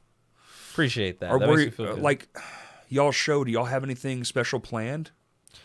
I mean, as far as like anything like you were talking about, like big like crazy production. Our shit's stuff, different. Well, I'm like- leaving the drum riser for y'all. Oh, really? Yeah, Thank y'all are you. gonna have Hell that Yeah. happen. Okay, that'll be cool then. I told JC, I was like, if you want me to leave it, I'll leave it because it's mine. yeah, Like, and it's a real deal. It's like acrylic and aluminum. Like that's awesome. I use it at practice. Really? yeah. I feel like if I put in the money for a drum riser, I'd be finding just any reason to use it for It's everything. like $5,000, dude. No, you would not. It's Oh. so fucking heavy, and we practice down a staircase. It's not going back to the jam space. It's actually going to my house. I'm gonna put it in storage. There you go. But yeah, no, man, as far as like anything crazy, I mean, like so probably the biggest change is like we are, yeah, I would say, well, I'll spoil this. So we are coming out with new merch, like a whole brand new merch line. Awesome. We haven't announced it just yet. By the time this has come out, we may have announced it. I'd say that's the only reason I'm like, yeah, it's probably out now. But either way, like we got a bunch of new like merchandise and stuff that we haven't ever released, some new designs, new like just articles of clothing beyond just a t-shirt. Yeah, we had like 4 t-shirts and a hoodie, and which was great. Like I was very happy with everything. We got sweatpants, tennis shoes, real swaggy. Man, we wanted to do sweatpants, but they are so So- fucking expensive. Get this, I went to see Avenged Sevenfold in Nebraska last week or 2 weeks ago. What the and fuck? They were selling Guess how much they were selling sweatpants for? Hold on, I got to know real quick. Did you go there just for that? You went to Yeah, Nebraska? I drove to Nebraska. What? You drove to Nebraska? I had a crazy weekend. You are man. dedicated. Oh, yeah, let me tell you. It was a very spontaneous decision. I'll pivot back to the show, but Yeah, I'll yeah, tell yeah. the story real quick. So, my weekend, it was completely my fault, but it was a long weekend. So, like, I literally, what I had scheduled that weekend was on Thursday. I was supposed to go down to Gulf Shores to play a show. That was scheduled, and I knew that. And there wasn't anything for the rest of the weekend. I woke up Tuesday just feel, I don't know, it was like something just clicked. I just felt really spontaneous. I was laying in bed. One of my best friends, man, we were both really big Avenged fans, and he was texting me about like, dude, did you see that they added this song and this one to like their set list on this leg of the tour? And I was like, it was a couple of them were like some of my favorites, and I was like, dude, that is so sick. And I started thinking about it, and I was like, that'd be really cool to see live again. It's like it's been Sure. so long. So I was like, I started looking at the dates. I started looking at how like I was like, what dates could I feasibly make it to in this leg before that? Because like after this like 3-week leg, they were going to Europe, and I was like, that's it, right? Right. So and there's no chance. There's a chance if they come back to the U.S. or around here, they don't have the same set list. Always, yeah. I didn't know the course. set list, but at least these couple songs that I really wanted to see. And but anyway, basically, I was looking, I was like, okay, the only feasible date I can make it to is this weekend in Lincoln, Nebraska. What the fuck? And I was like, I messaged him back first. I was like, that 16 hey, fucking hour drive it's not that bad. 14? No, it's 9.5. to Nebraska? Yeah. It's a lot. It was like, it's not that far. It's far. It's not that far. That's not as bad as I thought. But you coming from Gulf Shores. Yes. So I literally, so I decided. So how long was I that said, drive? So wait a minute now. 8.5. So Okay. I left. My weekend basically wound up turning into, I decided to book all this shit. I got people to go with. My wife and my little brother went with me, because my friend couldn't. Otherwise, he would have been there in a heartbeat. Bummer. But because I messaged him back, I was like, "Hey man, you just want to say fuck it and go to Nebraska this weekend?" What? And then I kind of sold myself He's on like, it, "I got even bills, though dog." even though he couldn't. Yeah. So I was like, "That's what we're doing." I called them, make sure we could do it. I bought the tickets, I booked the hotel, done. And so we left for Gulf Shores Wednesday night. We left Wednesday night, drove overnight to get to Gulf Shores in the morning. Thursday morning, hung out in Gulf Shores all day, played the show at this place called the Hangout in Gulf Shores. It went great. It was a really great time. It was spring break, so it was a spring break crowd. Cool. It was very packed, yeah. very crazy. Love a good crazy crowd. It was cool, man. It was a younger crowd on average, but like they were having a good time. They were having a really good time. We just had a blast, but we were at this point like we're already just so exhausted. You can't sleep sleeping in the back of like a Tacoma that's just packed with gear is impossible. It's hard, dude. So but yeah, the plan was to stay, in the hotel that we had got for that night in Gulf Shores, and it was kind of the same thing. It was just like, man, we're gonna have to like wake up in 2 hours anyway. Yep. Let's just leave. Let's just go. leave overnight again. So we left at like 1 a.m. Yep. To get back here Friday morning. And so I got home. We got home. Well, not home. We met back up at the Jetway Bryant we probably got there at about 11, I want to say. And then I had to drive home. So I drove home about 30 minutes. Slept for like 4 hours before my brother showed up at my house because I planned, to go to Nebraska. Sweet Christ, yeah. dude. And then it was kind of the same thing happened. The really Gulf Shores kind of almost set the mold for our travel for Nebraska, because originally it was like, okay, we got to leave at like 4 a.m. or 6 a.m. at the latest to get there in time to get to the hotel, unload, go to the concert for Doors, blah blah blah. But then it was just like we're just sitting there kind of waiting, and it was like, what if we left at midnight? Like, fuck it, like, let's just leave at midnight, So I tried to go. I didn't sleep. I tried to go back to sleep. I couldn't. Oh my. So I left at midnight Friday to get to Nebraska Saturday morning. Checked into the hotel, slept for like 3 hours, got ready, went to eat, went to the show, and then finally, after all of that, I got a full night's sleep in a comfortable bed at the hotel. That's wild, bro. Probably slept for like 8 or 9 hours, and then left Sunday and got back home at midnight Sunday night, and went back to work Monday. Dude, it was a long weekend. It was a long weekend, bro. Oh my. So, you're a huge fan of them. Yeah, it's my favorite band of all time. For Okay. sure. Yeah. How do we feel about that new shit? Because So I'm not probably trying to put you no, on the it's spot or fine. nothing, No, but I'm just like, it's a great question. Can I say my thoughts on it? Like, I've worked with them and all kind of, like, I've seen them live a few times. You say you worked with them. Yeah. What'd you do? What'd you do with them? I was like their liaison when they were here. What? That's Yeah. badass. Like, I they didn't know played that. at the River Market. Fucking forever ago. Probably before you were probably like 10 or something. The only time so they've only played here twice that I remember. They played at Edgefest 7, Maybe that was which it. I was there. I was 13. That at people that would show. just ask you to do stuff when you work in production. Okay. Like, and the coolest part of that was their manager, that dude, I had one of the best Really? conversations of my life with that That's guy. awesome. Yeah. He was very straightforward and did not give a fuck about anybody. And I was like, damn, you rule, dude. Yeah, most of those TMs are like that. That's good because I've But, met a couple TMs that are just dicks. No, this guy was amazing. He was like, who gives a fuck? Dude, do whatever you want. Like, That's I was awesome. like, damn, you rule, man. That's awesome. Fucking shit. And he was like 60-something easy. He was the Nice. guy that signed them. He liked them so much that he quit. Oh, what's that dude's name? Mudrock? I don't know. Is that right? I Yeah, should know his name. that. 'Cause it was like seriously like a great concert. I was just driving around in a fucking van that they rented for me. But I was like, That's how awesome. does a band? I can't wrap my head around that new stuff. How did that happen? I know. I kind of feel the same way. I'm not gonna lie to you, man. I was mostly disappointed. I will say, being a hardcore fan, like I gave it. I tried to do this with new albums. I do too. I give it multiple Yes, listens before absolutely. I go like, okay, this is garbage. I just or listened blah, to it blah. the other day. That's why when you said that, I was Okay. like, wow, that's crazy because they made a video for one of those songs that they had put out. Yeah, And just the other day. I was like, fuck it. Maybe it was like in the moment. Let Sure. me watch this whole video and see. And I was still like, what happened, the hell is dude? this? What happened? Where I've landed on that album for me personally, Sure. kind of my final just whatever, is that like I do honestly genuinely think it's probably their worst album. Like Yeah. almost like no contest, for right? sure. But there are I like about half of it. I Okay. like about half or maybe a little under Do you half think of they it. put the wrong shit out first?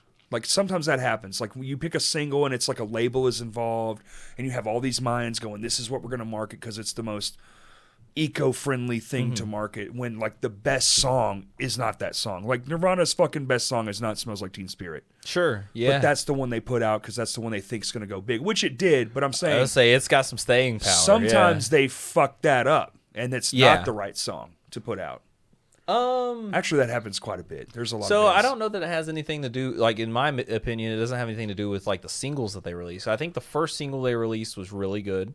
I did like it. Okay. The second one, I do not. I don't like it at all. I've tried so hard. It sounds like It's I've never done anything banned to me. It's so fucking eclectic. It's just like the intro. It's like, to me, it's like the intro's bad. The chorus is really cool. The verse is not great. And there's a part, and the bridge is like pretty cool. And then it's just, so that's kind of my takeaway from the album is it's too eclectic in my opinion. Right. It's almost like it was experimental just to be experimental, but like instead of being experimental and finding what works and what no doesn't, cohesion. they just kept everything. Ah. So it's like you've got there's pieces of it that I really like, and there's pieces of it that I really don't. I feel that. So it's like it becomes about 50-50, maybe a little more, a little less, either way. That like there are songs that I really like on that album. Like I do like, what is it, like Game Over. But even there's like even the songs I like, there's pieces of them I still just maybe Gritty. really don't, you know. Yeah. And there are songs on there that like every time I listen to that album, I literally go through and go, I like, you know, you have the queue, you put it on Yep. shuffle. Oh yeah. I'll take out these 4 songs and I listen to the whole album as it, Like without your these 4 version of songs. the Yeah, album? Yeah, yeah. literally. Yeah, I listen to the album and I take out the 4 songs I don't want to hear. And That's like the people that's who it. cut the movies. Have you seen that? They'll cut like a movie where they're like, we took out the first hour. It's a great movie. No, I've never seen That's that. like a whole lane. A lot of times it ends up on YouTube Dude. where they'll be like, the intro to this movie, the first 30 minutes are dick, and we'll cut that off. Yeah. And it's like a fan super cut. And it's like, That's they're awesome. not wrong. Like sometimes the movie is much better without the Sometimes, yeah. the exposition or whatever. Songs are like that too, man. It's like, to me, it sounds like the album from a band who nobody was saying no for the first time. Like whoever was producing that was just like, yeah, because a lot of people hear that. A lot of people heard that fucking when you're in the studio, you have people come in or there's like another guy there. Because they're on Capitol Records. Exactly. There's a lot. I mean, They're there's a lot. One of the, if not the biggest label of all fucking time. Like it's truly a massive label. But you go look at their roster real quick and tell me, but it's like, who was here getting playbacks or dailies or whatever it is, like, and especially because shit goes around. It's not just the fucking producer and the band. Yeah, it's a lot of. I could So imagine. it's like they're yeah. passing shit around. This, that. It's like no one went. Especially on the second single. I don't want to be that guy, but what the fuck?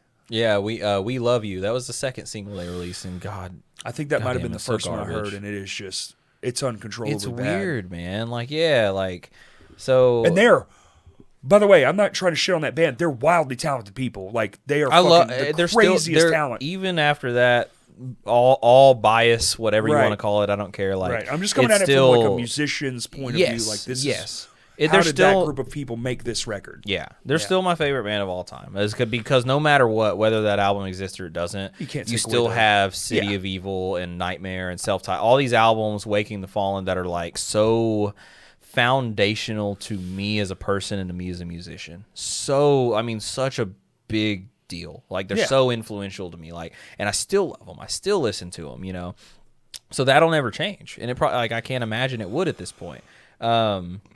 Yeah, it seems But yeah, back then that- at 26 years old, it's pretty much who you got's who you got for top of the list. You know, Yeah, like give I or can't take a say couple. I can't say mine has really changed over the years. Probably the biggest change in mine, like in terms of my like if I were to say like a quote unquote top 5 favorite bands, that has changed a lot over the years. But probably my second favorite band right now is probably Periphery. And I didn't get into Periphery until like 2019. Well, right so that's now fairly new. And for of me. all time are two different. Like I have a top 5 of what I listen to now. Yes, Doesn't mean that my yeah. favorite bands ever are even in that list. You know, because maybe I'm just not listening to that right now. You'll have that too. Like I kind of I think there's think two I separate grapple lists there. Yeah, I grapple with that sometimes, like within myself, probably more than I should, because like I have to kind of pull myself out of it and go like, Sure. man, no one else gives a fuck about this except for me. Like it's like this is just a fake you know, tier yeah, list but I've made. That's like, life, man. That's fucking, you know. like, This is my shit. This is what makes me happy. This is my thing. but slowly but surely, like I would say like Periphery again, like they have become a band that I would probably say they are literally like my number 2 of all time. You're wearing their shirt. Yeah. Yeah. And then I got this death Oh, bat there you go. tattoo. See, Yeah, there for you go. revenge. Yeah. Like, I got 1 and 2 right here, I got a man. band tattoo Thursday. Very cool. Hell Hell yeah. yeah, man. I don't know if you probably don't even listen to them or even know who they are. Maybe. but- Thursday. No, I don't. Damn. I thought you said you got a tattoo on Thursday. Oh no, I'm getting a tattoo Saturday, but not. Oh, nice. What are you getting? My wedding ring. That's cool. Like on like the Yeah. finger, like where it Yeah, would yeah, be.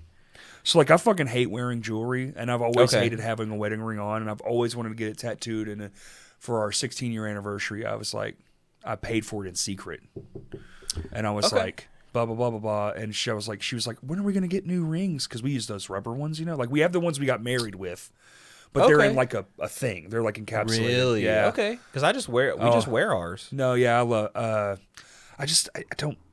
I like do construction, so like metal on my hand sucks. Yeah, I didn't No, you want it gotta to be get careful. ruined because I Yeah. do tile, so it's like rough. It's an abrasive job. And I've seen people, maybe not with flooring, hers- but I've seen people's like get their rings stuck in Oh, stuff, buddy. and just completely just Yes, obliterate sleeves their finger. Yes, yeah, disgusting. And I didn't want that to happen either, so I wear the rubber one, and then she wears the rubber one because her ring was a vintage ring I got from my family. Okay. So like we have them, we don't ever wear them. They're like literally in a box, like in a thing. And I was like, let's just get the fucking tattoos, and ours aren't going to be like a normal, just a band. So like we have, it's a whole thing. I don't have to go into it, but that's cool though, man. That's super awesome. I paid for them in secret. And the friend of ours, that's a mutual friend of ours, that's a tattoo artist. I was like, oh hey, they want to tell you something, by the way, over there, I think. And it's like, she went over there and she's like, oh yeah, I'm gonna tattoo your wedding rings. And my wife was like, oh my god. So it's cool. That's awesome, man. That's, Romance, that's blah, super barf, cool. gross. Ugh. Yeah, no, I mean, I get it though, man. Get it off the Like, pod. yeah. this is man talk, man. Yeah, dude. It's just Don't beer, worry for that fucking hippy dippy romance shit. fart, and bitches, and music, and stank. Hell yeah, brother. Fuck yeah. Give me a titty. Give me Hell one of yeah. them bush lattes, brother. The only love I need. Only latte I know is Bush. Bush latte. The only love I know is Bush. Yeah. Hey, hell yeah. In the bush and of the bush, if you know what I'm saying. Man, no, that's cool though, man. That's super awesome. Yeah, I'm I planning love on this getting. gross. This is only my second tattoo. I'm planning on getting a couple more. I have quite a few. I would have more. It's just, they're forever. Mm-hmm. Turns out this shit don't rub off, and you really can fuck that up. The only like with mine, the two that I have this one, the Death Bat, and then I've got this one. It's the Triforce Hylian Crest I see from that. Yeah, Legend of Zelda. Legend of Zelda. And it's like for me, You are a fan. At this point, it's like if I've wanted this tattoo since I was like 12 or 13, and I'm still sure about it at 26. That's how I am too. It's kind of like, well, I'm not going to regret this. And now I have it, and I look down at it, and I'm like, yeah, no, I have this is sick, so dude. many that I'm like, I'm so glad I did not get that in the Yeah. moment. Like, I'm not an in the moment tattoo guy. No. The only one I ever had in the moment is the one on my thigh. It's, well, the top of my knee, I guess. It's a joke. Okay, yeah. And I heard this phrase, and I was like, that would be so funny if I made it with stick figures. So I made the phrase out of stick figures. So I have a bunch of stick figures on my leg. And it's still funny, don't get me wrong, but it's the only time I ever was like, hey, I got this idea. Can I just show up? Yeah, it's because like weekdays are walk-ins, so it's just like and it's tattoo just these this little fucking things dinky on- like $20 tattoo or something. And an apprentice did it, so like it really didn't matter if it looked like shit or not. Which it turned out looking good. All these years later, it's still funny. See, I'm like, I don't know. I had like, so my stepbrother, man, he's one of those dudes where he's got some like serious like cool tattoos, but he also has like meme tattoos, like just random, just like, yeah, that's funny, fuck it, I'll get it.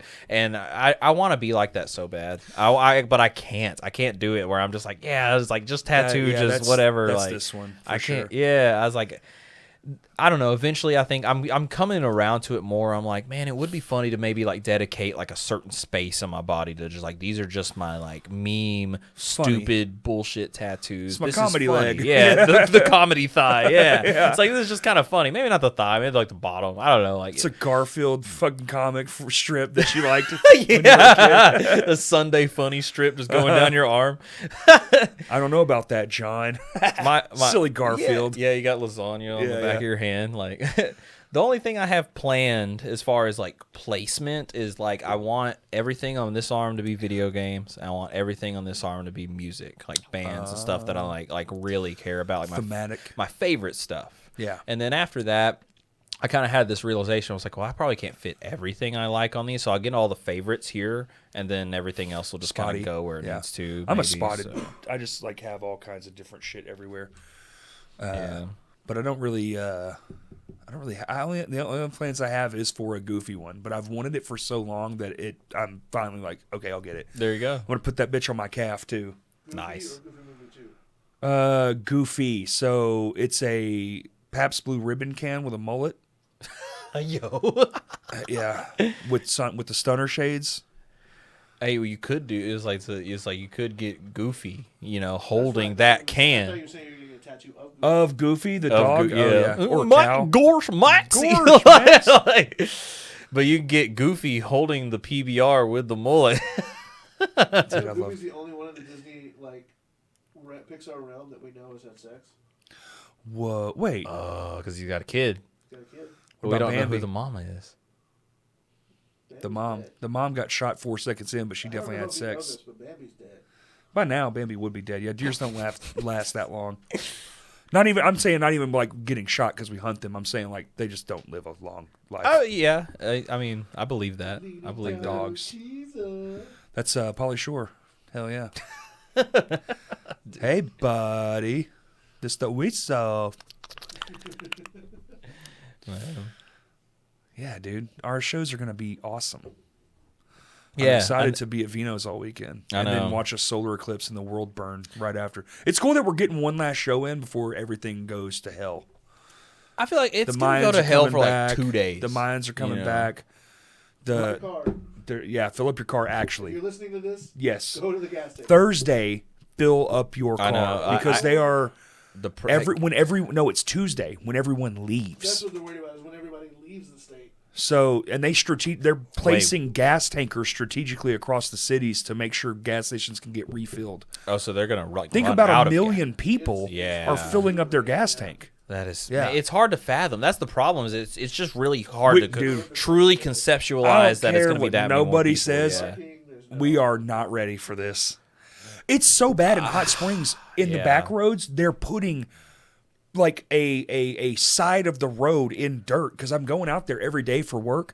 and they're building these sides of roads. They're building shoulders on the roads, on the back roads, because they're expecting so many fucking people. Yes. Yes, it's that fucking crazy. Man, I just my fear now, like, because at first I was like, I just was so just like, I feel like I should care more about it because everyone's like freaking out and they want to see it, blah blah blah. Like, I'm just and interested in how much crime's gonna happen. That's my number one. Like, I want to see that statistic. Here's like, what I how really don't up want to is happen. The uptick. I don't want it to ruin. It's gonna sound selfish, but I don't want it to ruin our shows. You know what I mean? Oh, it's only gonna make them better, brother. You think it will? They're coming in that weekend. The fucking eclipse it until Monday. Do you understand? Vino's is the highest rated pizza joint downtown. Like, Okay, well, And it's so I the just need to most get there early and make established, sure I can park. that's your biggest biggest concern. problem. Okay. They're everyone's gonna be having to do something. They're Okay. gonna be 3 hours behind all weekend. It's gonna be Man, insane because man. everyone's coming in Which means you're not getting your free pizza. beforehand, which means your show's Sunday, which means you got the last day, so everyone's there. The busiest day. You're on the busiest day of the city because Man. Monday ain't nobody doing shit but going, whoa, They're just for looking at 15 it. minutes, and then they go home. That's the crazy part to me. Yeah. Yeah, so it's gonna be Also, this will not happen again in our lifetimes. yeah. Yeah, This I is don't it. know. So maybe I should care more about it in that sense. But I started I started thinking more about it, and I was just like, dude, with all the influx of people, I really hope it doesn't cause problems for these shows. Have y'all posted flyers like physicals at the Vinos and stuff? Physicals? No, not there. Definitely go Maybe. downtown. I would Like, go look. anywhere where you think That's- like a tourist would go. Just plaster. That's not a bad idea. I Just probably go get you a couple of these. This cost me like $7 for these. because I didn't even consider. I didn't even And you- in my mind. I didn't consider that all these random people from out of state might come because they're there. You know, like hold on. And when you're in a state, So- like you're looking for somewhere to eat, you're looking for something to do. That's Yeah. out of the norm. And Yeah. look, right there. If you scan that, I put that on there on purpose because of that. It takes you straight to the event page, and they know all the details. They're like, oh, this is right down the road. They can fucking just Google Vinos and be like, boom, right there. dude. Okay, Yeah. y'all got me excited now because So I like started next thinking weekend, about like, it. or honestly, dude, if you have time, like this week or by the time this weekend, Yeah, get your ass out there, go to the mall. yeah. Go to the venues. Put two of them up at Vino's. Put one in the back room, one in the fucking plate glass window, the bathroom. Yeah. Okay, dude. I think I'm gonna do that. Hot 'cause I Topic is a great spot because that's where Yeah. your audience. Like, go where your audience is. You know, Yeah, 100%. record stores. That's where I'm hitting up this weekend. I'll be out this weekend. Yeah. Okay. Fuck, holler at me. I'll go with you. We can do it together. That'd be cool. Like, yeah, hey, we got some shows coming up. I'd be game. I would be very game for that because like we're wanting to promote it and like we're gonna hit the promotion hard like in the coming weeks and stuff. But, Now's that's it. that's a whole different thing. I didn't We're even 2 think weeks. about. We're 2 weeks away. Like Yeah. your show is 2 weeks from today.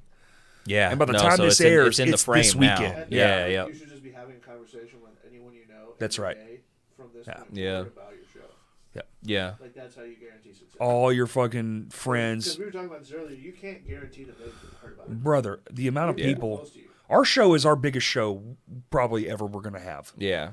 And I message people directly and they'll go, oh man, I didn't even know it was a thing.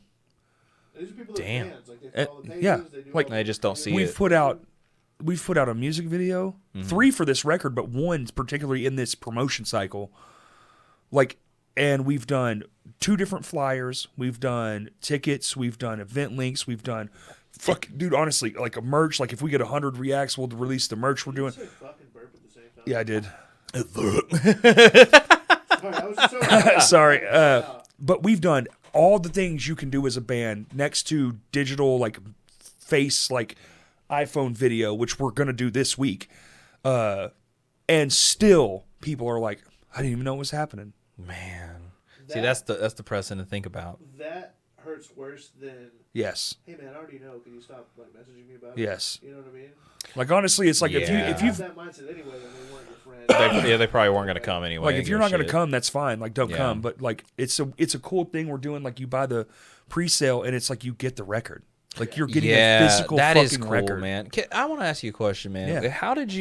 How did you guys go about getting these vinyl records? Because we thought about doing the same thing, like before I even knew about that. And I was looking into it, and it's just so expensive. It's very expensive. And it was like minimum like 100 in some places, and it was just like. So the camera's not on me. We spent this much money on them.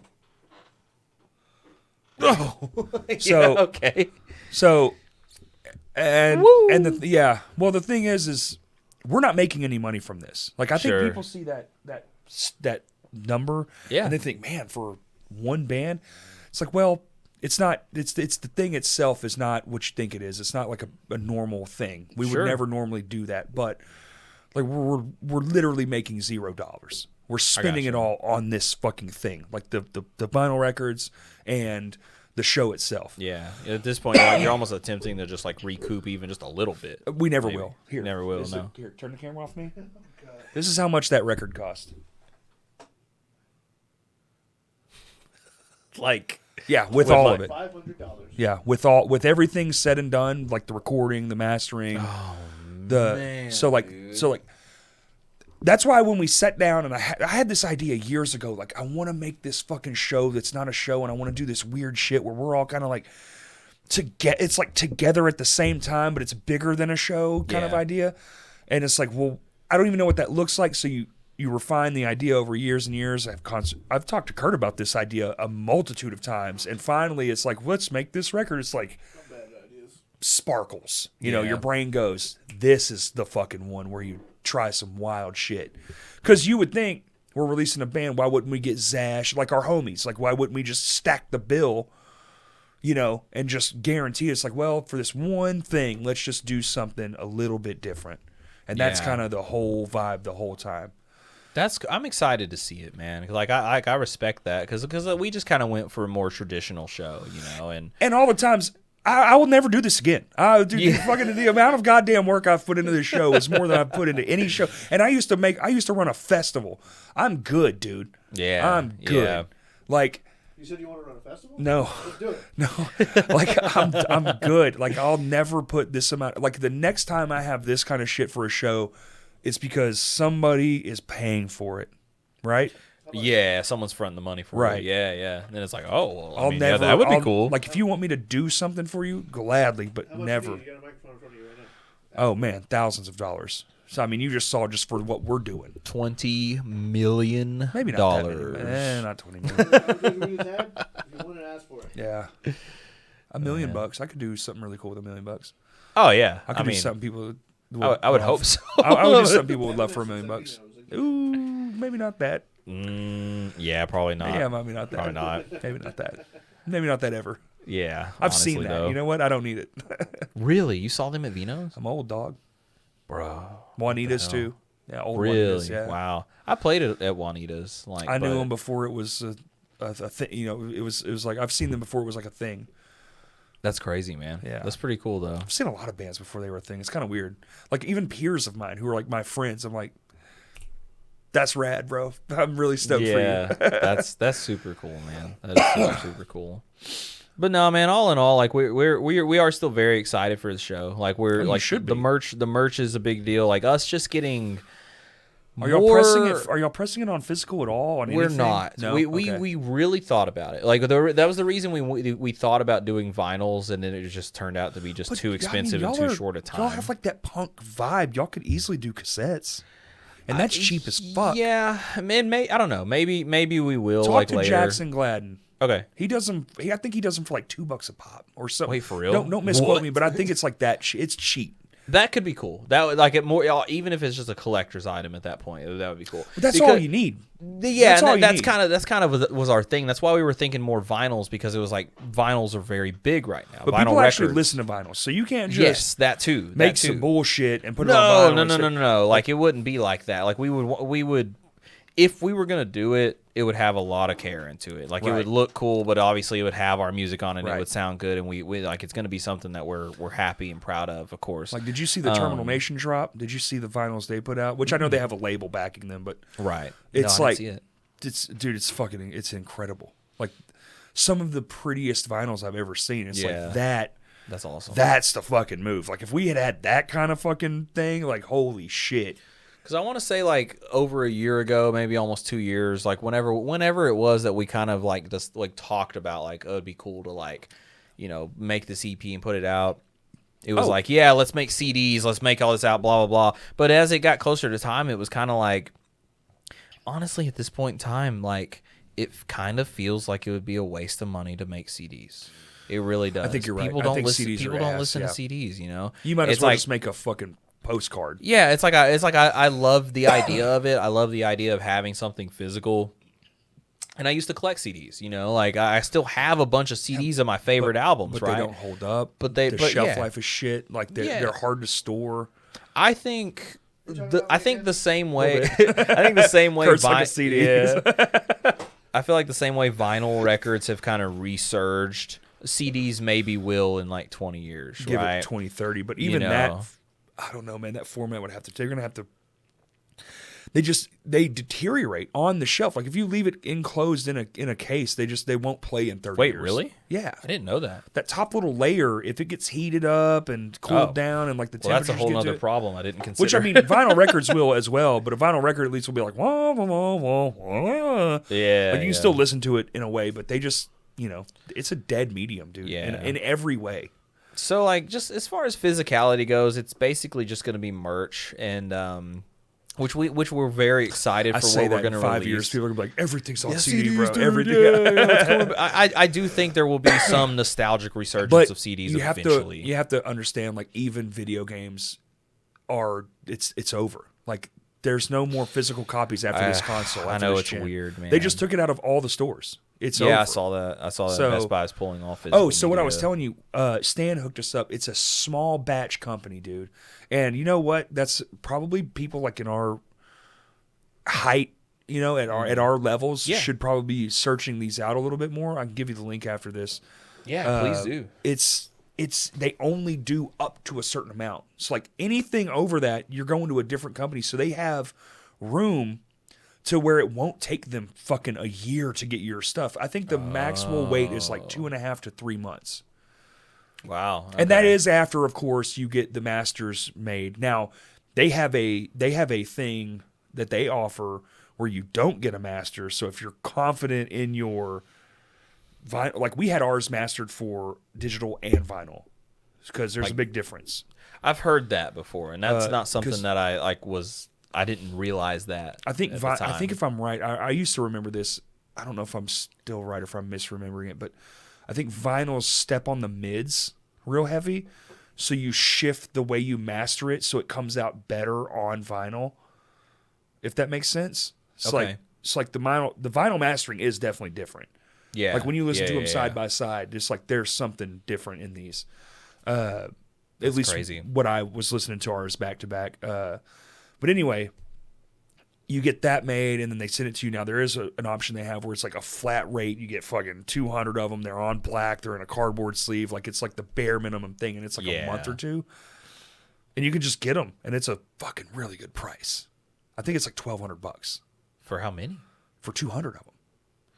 See, that's so- not that bad. yeah, Like, exactly. Well, the stuff I was looking at, it was just thousands of dollars. It was Yes. like minimum 100. Yes. It was just like, and I I'm was just surprised trying. minimum 100. Most places are 200 now, like minimums. It was so like, and part of it, like in all genuine honesty too, like especially hearing how long it takes, we probably didn't prep in enough time to do it. Yeah. In my mind, it was like, oh yeah, it's like it's a couple months out, blah blah blah. But no, I don't think we could have done it even if we wanted. So I won't write it off as like it'll never happen. I was like, it might be one of those things where maybe later down the road, we do it, whether it be with this or I would say if we do another album, almost 100% we probably do it with a different album. But with this one, it's a maybe. I can't speak for this band, but all the other bands, I don't know that we'll ever make an album. I don't know that I'll ever get this experience ever again, because that's why we wanted to do it like full on out, like as if we were signed. Like I've said this out loud a couple of times, but I'm taking one of those. I got two for myself. I'm spray painting one of them hoes gold. Yeah, Because you can't tell me that I That's didn't so make a cool. gold record. Like, it's for me and it's mine. And in my mind, you know what? Fuck you, bitch. I don't need you to tell me nothing. Yeah, that's a good idea. I'm gonna go buy the honestly. That's fucking cool. the frame and everything. And I'm gonna put that shit in my Yeah. office. You get one of those the like longer vinyl Yeah, frames to where you can have the vinyl and the and- record actually out. That's Yeah, right. That's yeah. exactly what I'm doing. Hell yeah, that'd be awesome. Fuck man. yeah, dude. Dude, fucking fuck you, bitch. oh, Look, you're gonna tell me it's not gold? Look at a it. million people didn't fucking hear it. What about these bands that get a million streams? How come that's not gold? Well, you change the fucking rules now because a lot of people can obtain that. Yeah, Like yeah. we have friends that have songs with a million streams on them. I don't Come even on. know what I'm so out of touch with like the rules and stuff as far as all that goes. Like, but It's all bullshit, dude. yeah. I don't know. that. It's cool. It is cool, but I You know, kind of feel that. Fuck you their know? rules, dude. You can kiss my whole ass. Yeah, no, like you said, it's like, well, you tell me look at it as not gold. It is Yeah, gold. Hey, I fucking It's gold painted to it me. that way. And if you press on me too much, I might go get it plated. Dude. Like, do it for real. Nice. But yeah, I'm that petty. We're super excited for it, man. We're just so excited because we got I'm excited too. I'll be there. The 2 singles out. I appreciate that, man, and I plan to be there Saturday for that, and I'm like, very just excited to see the whole production and everything that y'all got going on, like. But it's gonna be cool. Like we're excited to just finally share all this music that we've been sitting on. You know, John has just been phenomenal working with us. Like something I really appreciate with him is like, you know, it's like we've kind of just become friends in a way. So it's like he also really likes the music and he really cares about it. That matters a So lot. it's one of those things where he puts that extra effort in where even us at a certain point we're kind of almost like we didn't ask you to do that, but thank you so much for doing it because he cares about it like the same way we do. And like That's so huge. it's just one of those things where he's just putting in the work and doing all this stuff, and we've put a lot of time and effort into crafting these songs like over time. Like a lot of it has been more in playing because like we're still a pretty new band, all Sure. things considered. So a lot of the time in our band has been spent like playing these shows, and like over time, you probably know how this goes. Like where the songs, if they're not recorded, they kind of evolve and change, and it's like you're It's my almost favorite, dude. you're almost kind of writing them as you're That's playing right. them more and more. Hell yeah. So the way that we played it from our first couple shows to now, very different songs. Yep. One defect, or like not defect, but the kind of bad side to that, and it's not even bad, it's just something that only us would notice, is like since it's been a while since at least I've recorded some of my parts for the drums and to where it's going to be released now. You're playing a different part. Yeah, there's Yep. stuff that I kind of have changed the way I play it See, now to how it is going to be on the record. That's where we benefited from not recording for so long. Yeah. All those Yeah. moments happened, and then we recorded the album. So there's stuff on there that I'm proud of it no matter what. Like it sounds good. I'm sure it's happy. great. Yeah. But at the same time there is stuff where I'm like, ooh, I play it this way now, and I wish so much. But I can't be like, hey John, It's like how did the EP meme- comes out like, Yeah, yeah. can I re-record this part? I can't do that. You know, like Can you go in and just copy paste a couple kick drums for me? Yeah. Yeah. So I was like, I can't do that, but it is what it is. Like regardless, I mean, bands do that now. You know, you go see them live and they play it a little different live, and it's kind of nice. It's kind of like oh, that's different, but See, that's cool. You know, that so, is So cool. that's a really cool, unique experience Live that you flair. only get Yeah. live. You know, So we don't have that because all that stuff was already added. down to a T. Yeah. Yeah. So you don't ever just like improv on the fly, like you know. Not this new stuff because it is the long version of the songs. Gotcha. Yeah. They existed for so long that we've played them so much that like what it is that thing where you played it and you're like, oh well, actually this is cooler. Let me do that. yeah. Like yeah. the overwrites. You've landed about where Yeah. you want. I to. love them. I love them from start to finish. And We're literally playing this album from start to finish, That's awesome. fucking beat for beat. That's super cool, Yeah. man. Are y'all doing like backing tracks? Like, is it all going to be okay? all real. You guys are just playing it. Okay. Nope. It's that there's no backing tracks on there. There's like we did everything. We had a mission. And not that every band needs this mission. We just had this one mission because it truly might be the only one we ever do of any project. because everything's like singles now and all this stuff, and an EP is like the most you want to release because who gives a shit? And Yeah. there's like this whole Which like I don't- streaming mindset. I don't like. I don't agree with that. I don't like it either, but Yeah. it is kind of the way things are. Yeah. So if you can get 12 singles a month and then put out the record at the end of the year, but that's a lot of work. So we're kind of like, fuck it, let's do it all like how we think a record should be made, like in our minds, our old brains. Like, we put these 12 tracks, we fucking really nailed them down. We did everything is legit real. We didn't add stuff. I guess like some vocals, but everybody on that stage has a microphone. Okay, nice. Yeah. Well, yeah, except Kurt and the sound guy that we're having on stage. Also, we're hiring 2 sound guys for that night. What? Okay. What? Dude. Well, so you don't want anything to go wrong. So it's basically like a sound guy stagehand. Like if something Okay. gets kicked over or something gets pushed out of place, like Oh, so Right. y'all are like, so you guys are like essentially almost hiring like a stage crew, like to like yes, the same way like big productions are, where they Right. have all these people on hand. It's just for a fail-safe contingencies. is all it is. Wow. You didn't tell me you're flying out, Jack. no, damn it, Kurt.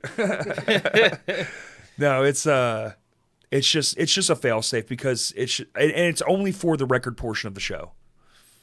Okay. After the fucking album is played and we take our little break and then we come back and play all the old shit, it's a free for all.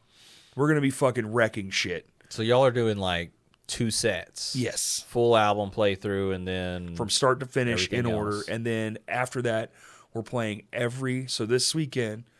Every single old song that we still have in our repertoire, we're playing, and it matter-of-factly will be the last time you'll ever see it live. Yeah, I've heard a lot of bands say that. It's done. I'm done. I don't care. Wow. I don't care about it Wow. anymore. I'm not attached to it.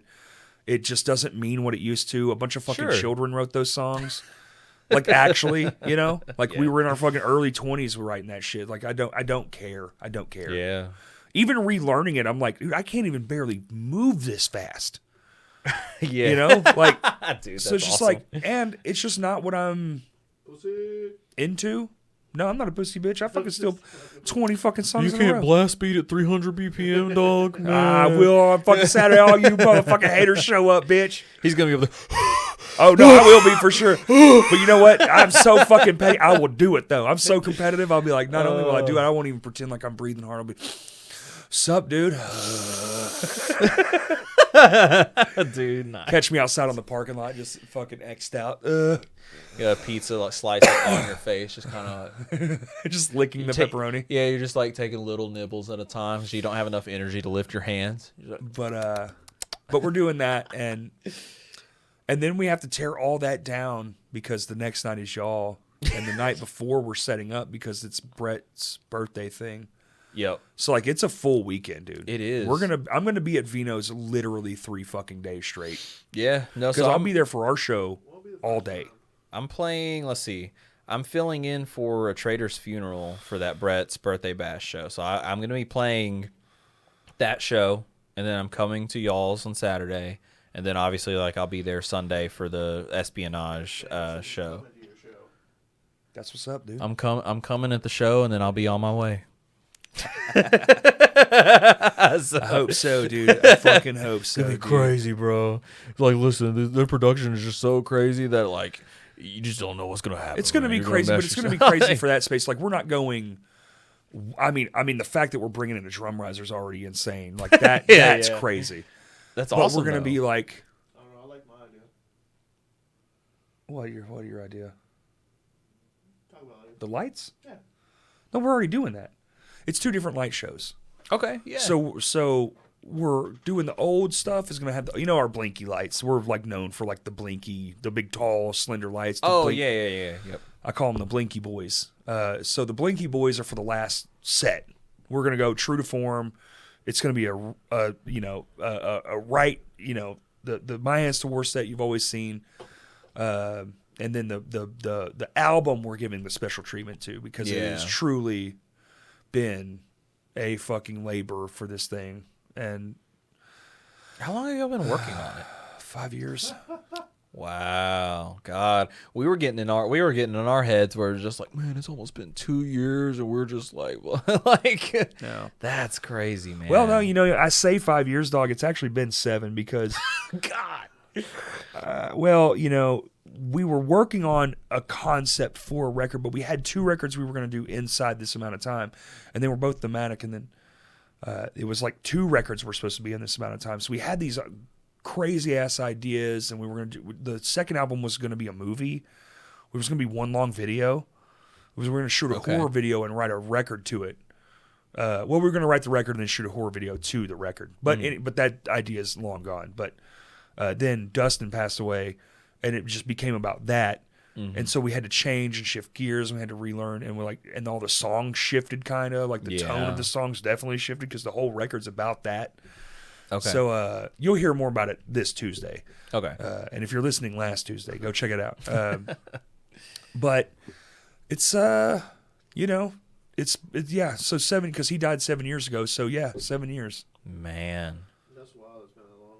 That's crazy. Well, I'm very excited. So you're gonna see see it here, man. You're going to see the end of a very long, painful, heartfelt, confusing journey Man. of at least 3 of the people in the band. Yeah, So, and even the other 2 guys are, they've facilitated everything the entire time. yeah, So it doesn't mean anything less to them. I'm just like the people who are attached to the guy and all, like what it means yeah. and all that No, stuff. I get it. Yeah, It's going to be something. I think, like I said it on that pod, but I think after the album set, when you open that door and you step out, into like the fucking sidewalk, yeah, there will be 5 different people on the other side of that door. yeah, You know what I'm saying? Like it'll be finished finally. yeah. The whole thing will be just like, like you can breathe again. Like fuck. That's awesome, man. then I'm we take a excited break. for y'all now. Yeah, I gotta buy the pre-sale ticket. Do it, man. It gets you the record, man. It's like, and that record is fucking powerful as shit. You will cry for sure. Are you? I So are guarantee you it. guys gonna release it on streaming and The stuff day too? before. The So day it'll before? be available to stream this Friday. When you're listening to this right now, the people Okay. listening, this Friday, you'll have Ursel Kingdom in its entirety to stream. Yeah, Yeah. very sick. Happy birthday, Brett. There you go. Yeah.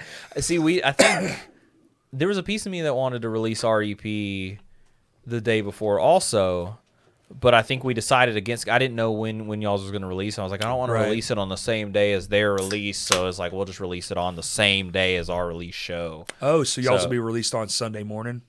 Yes, yeah, April 7th, I think's the plan. Cool. Yep.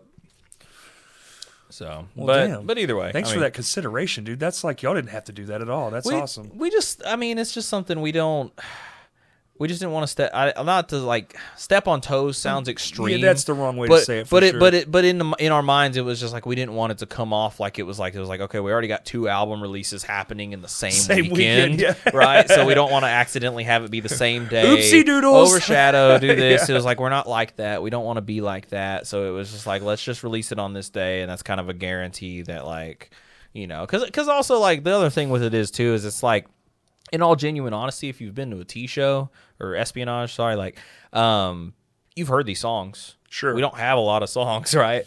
But at the same time, I mean, it's still like you're getting to hear them like in a refined, recorded light. We've had ideas that came Right. to fruition in the studio, Yeah. and also that's probably the biggest thing. That's probably one of the biggest things is that like our intention now is we're almost gonna kind of change how we play them to more match like kind of our recordings, like so the way that you've seen them in the I past is it'll be the same but not exactly the same. It'll be much more different and refined. So y'all are in gonna our play the opinion. studio versions? Mostly, Yeah? I'd say like Cool. give or take a couple things, but like there's definitely things that we want it to be at least closer to the studio versions because in our minds that's what like I was talking about before how we've played and it's evolved over 2 years. This is Right. kind of almost the definitive version that we've landed on between us just playing a bunch and changing our parts and doing this and doing that. And John's input and kind of him like giving some feedback and giving some like creative ideas. Like there's things that are on this EP that maybe we either have done live like at a later stage or we've never done live, and like so we're very much planning on just having a kind of a like emphasis shift on like how we want to do things. We've always done like all vocals and stuff, like for instance like on like live, like everyone has a mic, but we're kind of changing how we want to do it. It's like there's more backup parts, there's more harmonies, or we want to have more emphasis on actually having like legit harmonies and not just have things be like gang vocals or just singing the same shit.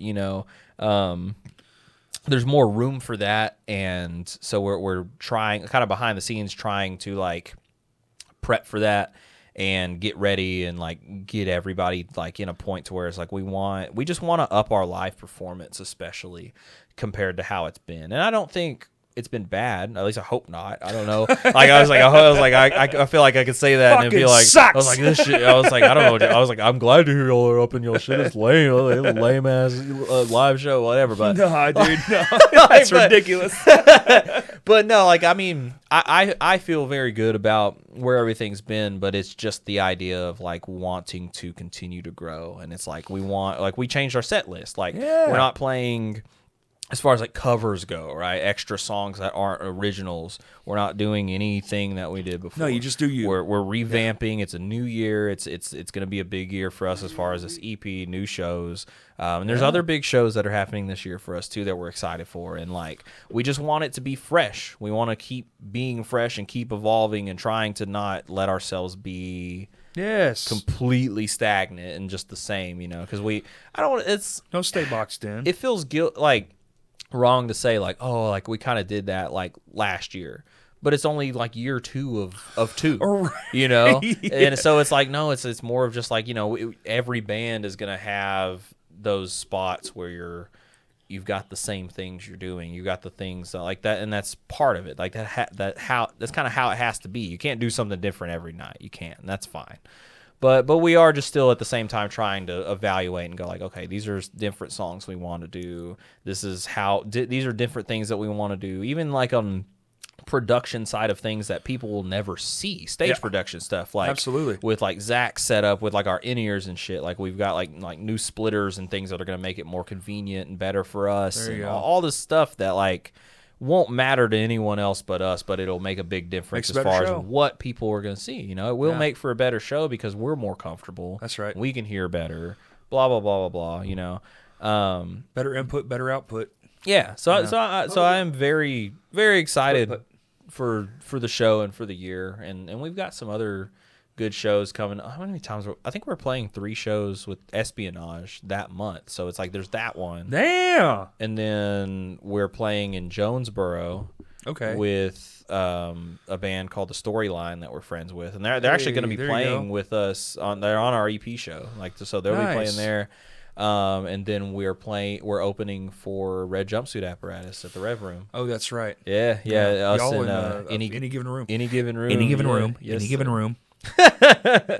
So, we're so excited for that, man. We're so hyped and so excited for that because it was one of those ones where we saw the show got announced, so we were like, we've got to play that. That makes so much sense. Like somebody send the message. Because we cover Face, or we will again, I'm sure, but we covered Face Down. Like that was like in our set list. That was like a staple kind of. You should cover it there to piss them off. Like, do a better job. I know. We were like, dude, it would be so funny, but realistically, no, it would piss them off. They'd be so bad. Yes. I was like, we can't do that. We cannot play this. Like, if there was any show we never play it at, it's that one. Yeah. So, unless you just want to burn bridges, baby. Oh man, no, that would just be so stupid. But, film it and hope they get on stage mad, and then you go viral. Oh, that's what you really need. That's what, viral moment. Just reach out and be like, hey, like, what if y'all don't play your biggest song, but we play it and we let you guys feature on our set list? It'd be great. It'd be great exposure for you guys. The narcissism. I guaranteed they've had shit like that in their inbox. Guaranteed. I was like, this is like, I get that y'all are like a national band, but like Little Rock, like you should let me play drums on that song, dude. I fucking kill it, and I'm definitely better than your drummer. Yeah, no. The drummer's the one reading the message. He's just like, what the fuck is this? The fuck did I do to you, What do dude? you mean? So, no, I mean, we're just not going to play it, but it'll be a fun show. We're excited. Three shows 1 month. Good. Well, that's just for T. Like, for Yeah. me, I'm playing like 8 or 9 that month, dude. Yeah. Yikes. April's going to be crazy. April's going to be a crazy month, man. I am taking off after, so April's going to be basically nothing for me. I'll be doing, we're going to focus on Lame Johnny, but we're taking like a week, 2 weeks off, period. There you go. Because it's the same group of people.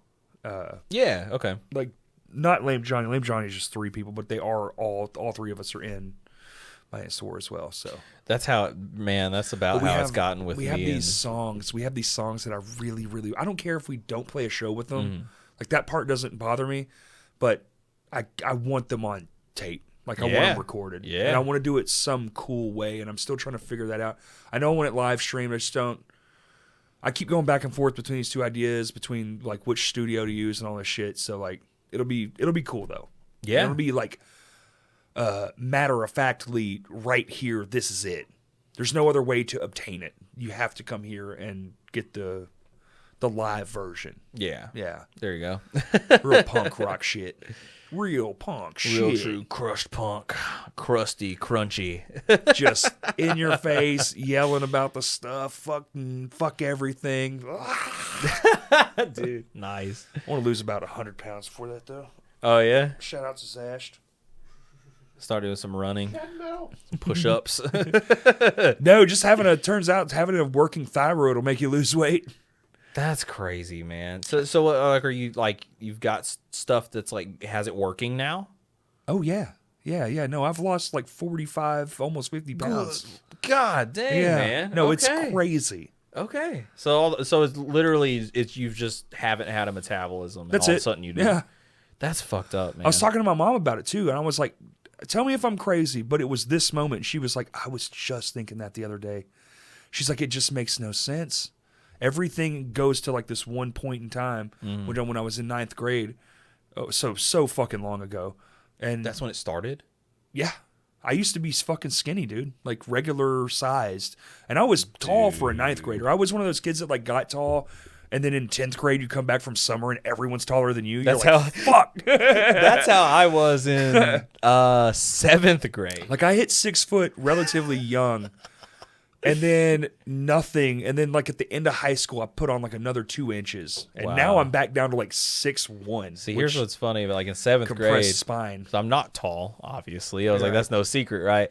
I'm 5'7", but like from 6th to 7th grade, I went from being like 4 foot something to like 5'7", probably about as tall as I am now. All of a sudden, I'm like, oh yeah, I'm taller than all my friends. And then next year, everyone's like 6 foot, 6'2". What's up, and dude? so I'm short again. Yeah. I was tall for a year. Yeah, I was. I was tall for a season once. I was like, yeah, cause I was a small kid, man. I was a small kid, so I shot up and then to not tall, but I was. I shot up about Hair a on. foot. yeah. Nothing like that 5th grade heroin, man. Yeah, dude. It's good. No wonder you're so short, dude. You stunted your growth from all that fucking shot meth. Yeah. But yeah, being, whatever, 9th grade, it's something happened, and it's just like, even my mom was just like, I think you might be right. Like, it's what adds up. It's what makes sense. Mm-hmm. So, I don't know. But now I have one, and it's pretty fucking rad. Man, well, good for you, man. I'm glad. Yeah. I'm glad that you at least went and found out what was truly wrong, because you'll have those people that go to the doctor 20 times and it's like, we don't know what's wrong with you. We don't know That what's wrong part, with yeah, you. that was scary. I was like, please, God, don't let that be the thing. 'Cause, Yeah. I hear stories about that, and it's just like, that's like, scary. I don't have the man. wherewithal to keep going back to the doctor. Yeah. Like, just send me the well, it fucking also thing. just costs so much. Oh, it's It ridiculous. costs so much, That's a lot of what makes me like, I should probably go get a checkup just for the hell of it. I will say, 'Cause I haven't been to waited the doctor in a 25 long years. time, bro. I waited 25. As long as you've been alive, I did not go. So go at least once. Yeah. Spend the fucking $300 and just get the blood work. Yeah, and just do it yeah. once, just so you're like, okay, everything's chill. You at least get the peace of mind. But even that, like, they were like, you're drinking too much, and I was like, no, I'm not. I only drink like 2 times a week. Turns out, your boy might have had a slight drinking problem for a little bit. Oh man. I was drinking most nights. Once you start to pay attention, right? Because someone brought it to your attention. Like, I don't think it's about like it. I that. work at a fucking venue, dude. I see what you're saying. You know? And so Okay. I'm not thinking about, I'm just thinking about like hanging out. I don't think I had 3 beers before I went home. I gotcha. But then they said it twice, and I was like, yeah. And then I finally started like evaluating myself, like fucking whatever. You know, it's like, I don't drink too much. The doctor's a fucking, she don't know nothing. And then man, turns out, yeah, I was drinking a little bit. a little bit, lot of bit, little bit of like every fucking night, kind of, sort of. lot of bit. So now I lot don't of drink little. at band practices. I only drink here now. Yeah, that's something that we almost never do. Probably is drink at rehearsals. We probably like. I feel like I used to when I was a little younger, like with other bands, but with T, like Dude. a lot of it's because we rehearse up at Jetway. Okay. So Well, like that's different. yeah, so it's just like I don't have it. It's like right after work, you know, like so I mean if we were rehearsing at one of our places, like I might, but even then I might only still have like a drink or two. It's like not- Shinfo. I We wouldn't bring just like be, an 18 pack, and then we might down all that. Then we might go get another 6-pack or 12-pack. We have fun. and after like the third 18 pack, you're like, you guys ready to like play some music? No, we're playing the whole time. No, Yeah. We're fucking slosh, fucking. Like, dude, it sounds so good. Oh, dude, it sounds does. so It's fast, amazing. bro. Yeah, I love it. For a while, I was very happy that these were on Sundays, so that he didn't have the option to go get more. Right. Oh, okay. It's a little, Okay. it's a little heavy-handed, dude. All right, dude, I can admit things. All right. It's a That's little- good though. He would buy 12 packs, whereas he used to show up with a 30 pack every week. Yeah. Okay, I mean, yeah, that's And I would that's be a big like- jump, yeah. Yeah, and I would take like 6 home. And the guests would have like Yeah. 3, and I'm like, I didn't drink that much. That's what I'm telling my wife too, by the way. She's like, how many did you have? I'm like, I don't know, like 14. What? Like, well, the guest had 3. There's 6 left over. Yeah. Yeah, it's like Just some basic math. math. Yeah. Yeah. No, good for you though, man. Because like, I mean, at the end of the day, like, I feel like there's a lot of shame associated with stuff like that, and it's like can be, but like, Be yourself, dog. but also be aware. It's better for you to be able to admit it than to not. Yeah. You know, because I know so many people that are so prideful. When she they're first so told me, I was stubborn. like, fuck you, bitch. You don't know what you're talking about. Yeah, you know, but it's like they carry that to just forever and ever and ever, and they'll never change. You know? Yeah. And you hate to see that, That's especially that guy in the with comment someone you section care earlier. about. What? He's just going to carry that for the rest of his life, and he'll never change. Some things you just, What guy? you know what I'm talking about. Group chat guy. Oh, that guy. Yeah. Yeah. Sometimes, dude, you just got to I'm sure he's be, in that group chat too, but you just got to be honest with yourself sometimes, man. Yeah, And even if it's 100%. fucking stupid and shitty and you don't want to, like, beer is my only vice, man. I gave up smoking. I gave up caffeine. I gave up fucking salt. I gave up Salt? sugar. Yeah, heart problems, dude. You gotta you gotta cut out everything. That would be harder than anything. Like just food is probably the hardest thing for me Food. to cut beyond. But, Like, like- I feel like if it ever came down to it truly, and I had to stop drinking stuff, like it'd kind of just be like I wouldn't like that, but it'd be fine. And then they're But telling food me- would be the hard one. Yeah, and then they're It'd be telling me, hard. well, beer too, and I'm like, dude, I can't just do nothing. Yeah, Like, I cannot. It's like, so is there anything I can do to like let myself enjoy life at cannot have a all? Like, vice, bro. yeah. Oh, I'm telling you right now, the second they're like, you have terminal, I don't even give a fuck what else comes out of their mouth. Ugh. I'm going to get a carton of cigarettes. I'm going to fucking die in my house. Happy. dude, I was Oh, watching, yeah, bitch. Alien. I don't know if you've I seen love it. that show. But there's a scene where he's like, well, the good news is you can eat whatever you want now. Yeah. And he's like, wait, what? He's like, you're going to die soon. Yep. Like, you don't have to worry about it. Might as well go all in. I'm telling you, bro, pizza every day. Yeah. Marlboro, Camels, Parliaments. Crush. I have all 3 of them. Turns out all 3 are such a good combination. It's like, You ever had a menthol and a full flavor together? yeah, exactly. That's the secret. Fucking government's trying to ban menthols. I bought fucking 18 cartons of them. I just eat them now. And a Juul. It's like Dude. a Juul pod, red full flavor cigarette, Got and a the cigar. that big boy vape. Yeah, And the a one- it's like light your 6 cigarette batteries. with the vape. You probably could, yeah. The ones with like 6 batteries and just it's a lot That of shit heat, turns dude. glowing red, dude. Yeah. You just- And you that'd just- be a funny sketch. Hit the vape, light the cigarette with the vape, blow it all out at the same time. Someone make that video. I've literally seen people do it. Meme it. No, I get that. Though. It's like I think about like where I'm at now. It's like I joke with like Zach because he's like straight edge or whatever, and I was like, Boo! I know. No, I I'm know. just kidding. I'll tell him. I was like, I just don't care. To me, it's just like do what you want, right? Absolutely. Be But happy. I tell him like all the time. I was like, really, I'm kind of like straight edge adjacent because all I do is drink. I was like, I don't smoke. I don't do anything. Right, I don't no weed. I was, I don't do I was no like, I weed just like no to more. drink sometimes. Yeah. And I say sometimes because it's like I enjoy. It really is just. I was like I like cocktails. I like old fashions. I Right. like mules. You know, I like making them. So I enjoy it sometimes. And for me, it's just in a social situation. Like, I'm not It can be sitting social here, too. like, Yeah. Yeah. Like right at the top of it. Like, The problem is I'm always in Yeah. social situations, like 90% of my time. always with somebody, so like I always need a drink. I mean, your social skills, not your social drinking. That's why I feel okay with where I'm at because it's like I definitely don't have to drink every time I hang out with somebody, and I don't drink that much. Like throughout the week, I pretty much don't at all. I And, don't now, but yeah. I find myself leaving things. I'm just like, okay, see ya. Because I can't stay and like do anything. They're all going to be drinking and smoking, and I'm like, I can't be around this. I spent so many years in bands being the guy that doesn't smoke weed while everyone else did. Oh man, And now I'm so honestly now it's all I'm vape and edibles. Like I'm you don't even so have to care. glad that Espionage is not a stoner band. No one smokes. No one does anything like that.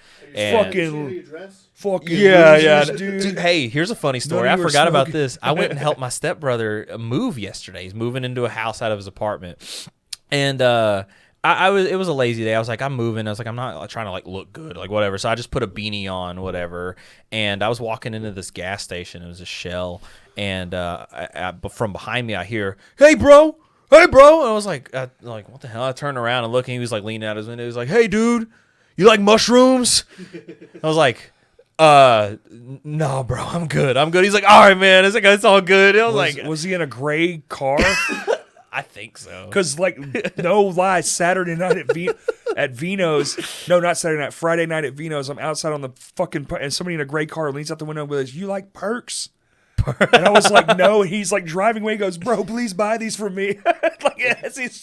Well, no, he probably wouldn't say it. Like, at least he Shit was was like, hilarious. it's all good, thanks, man. You know, like, so I guess it was like respectful, but it was still like, that's never happened to me before. We've just got people leaning out cars.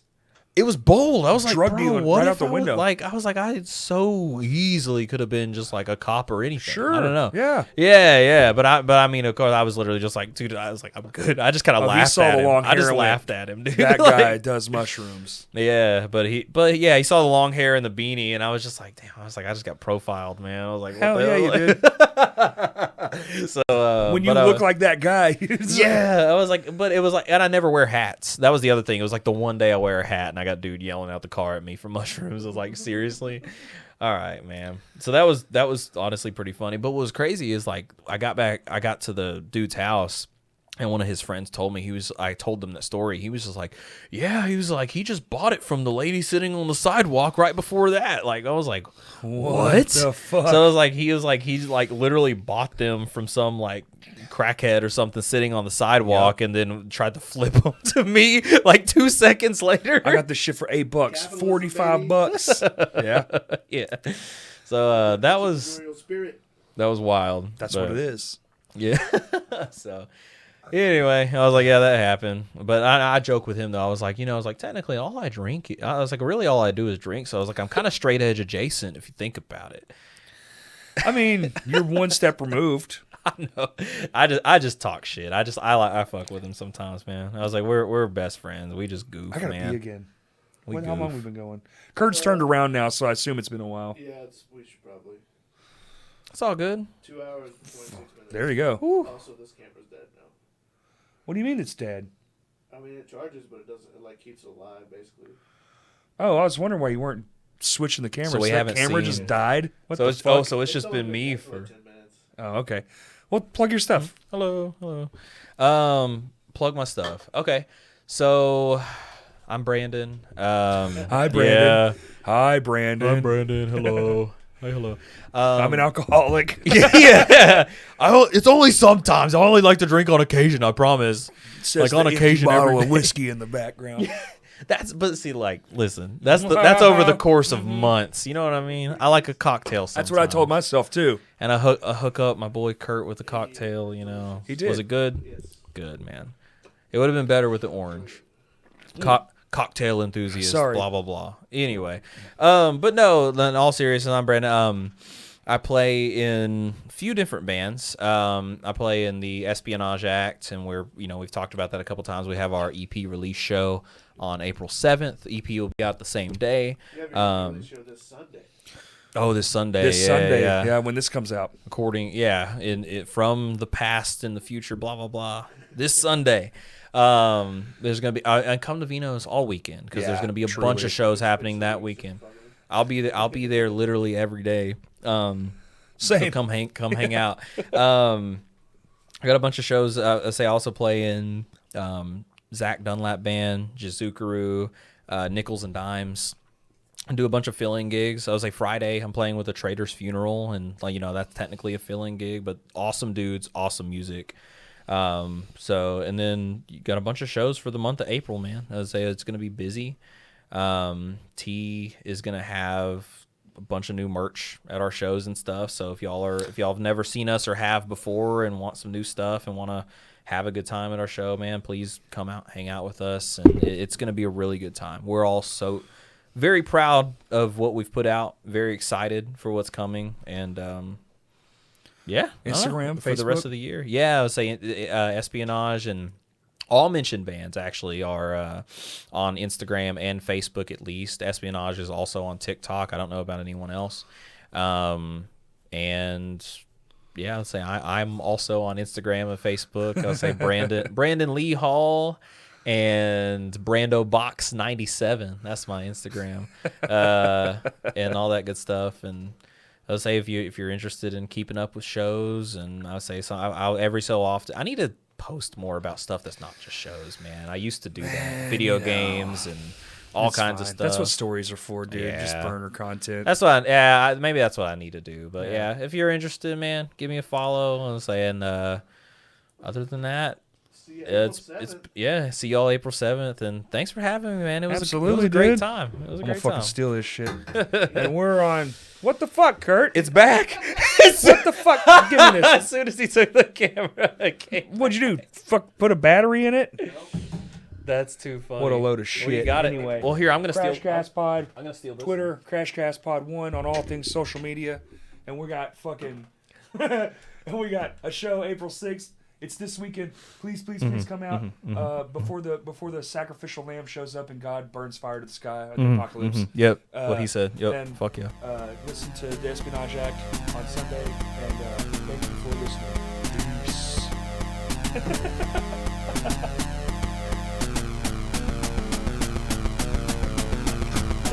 I love it, dude.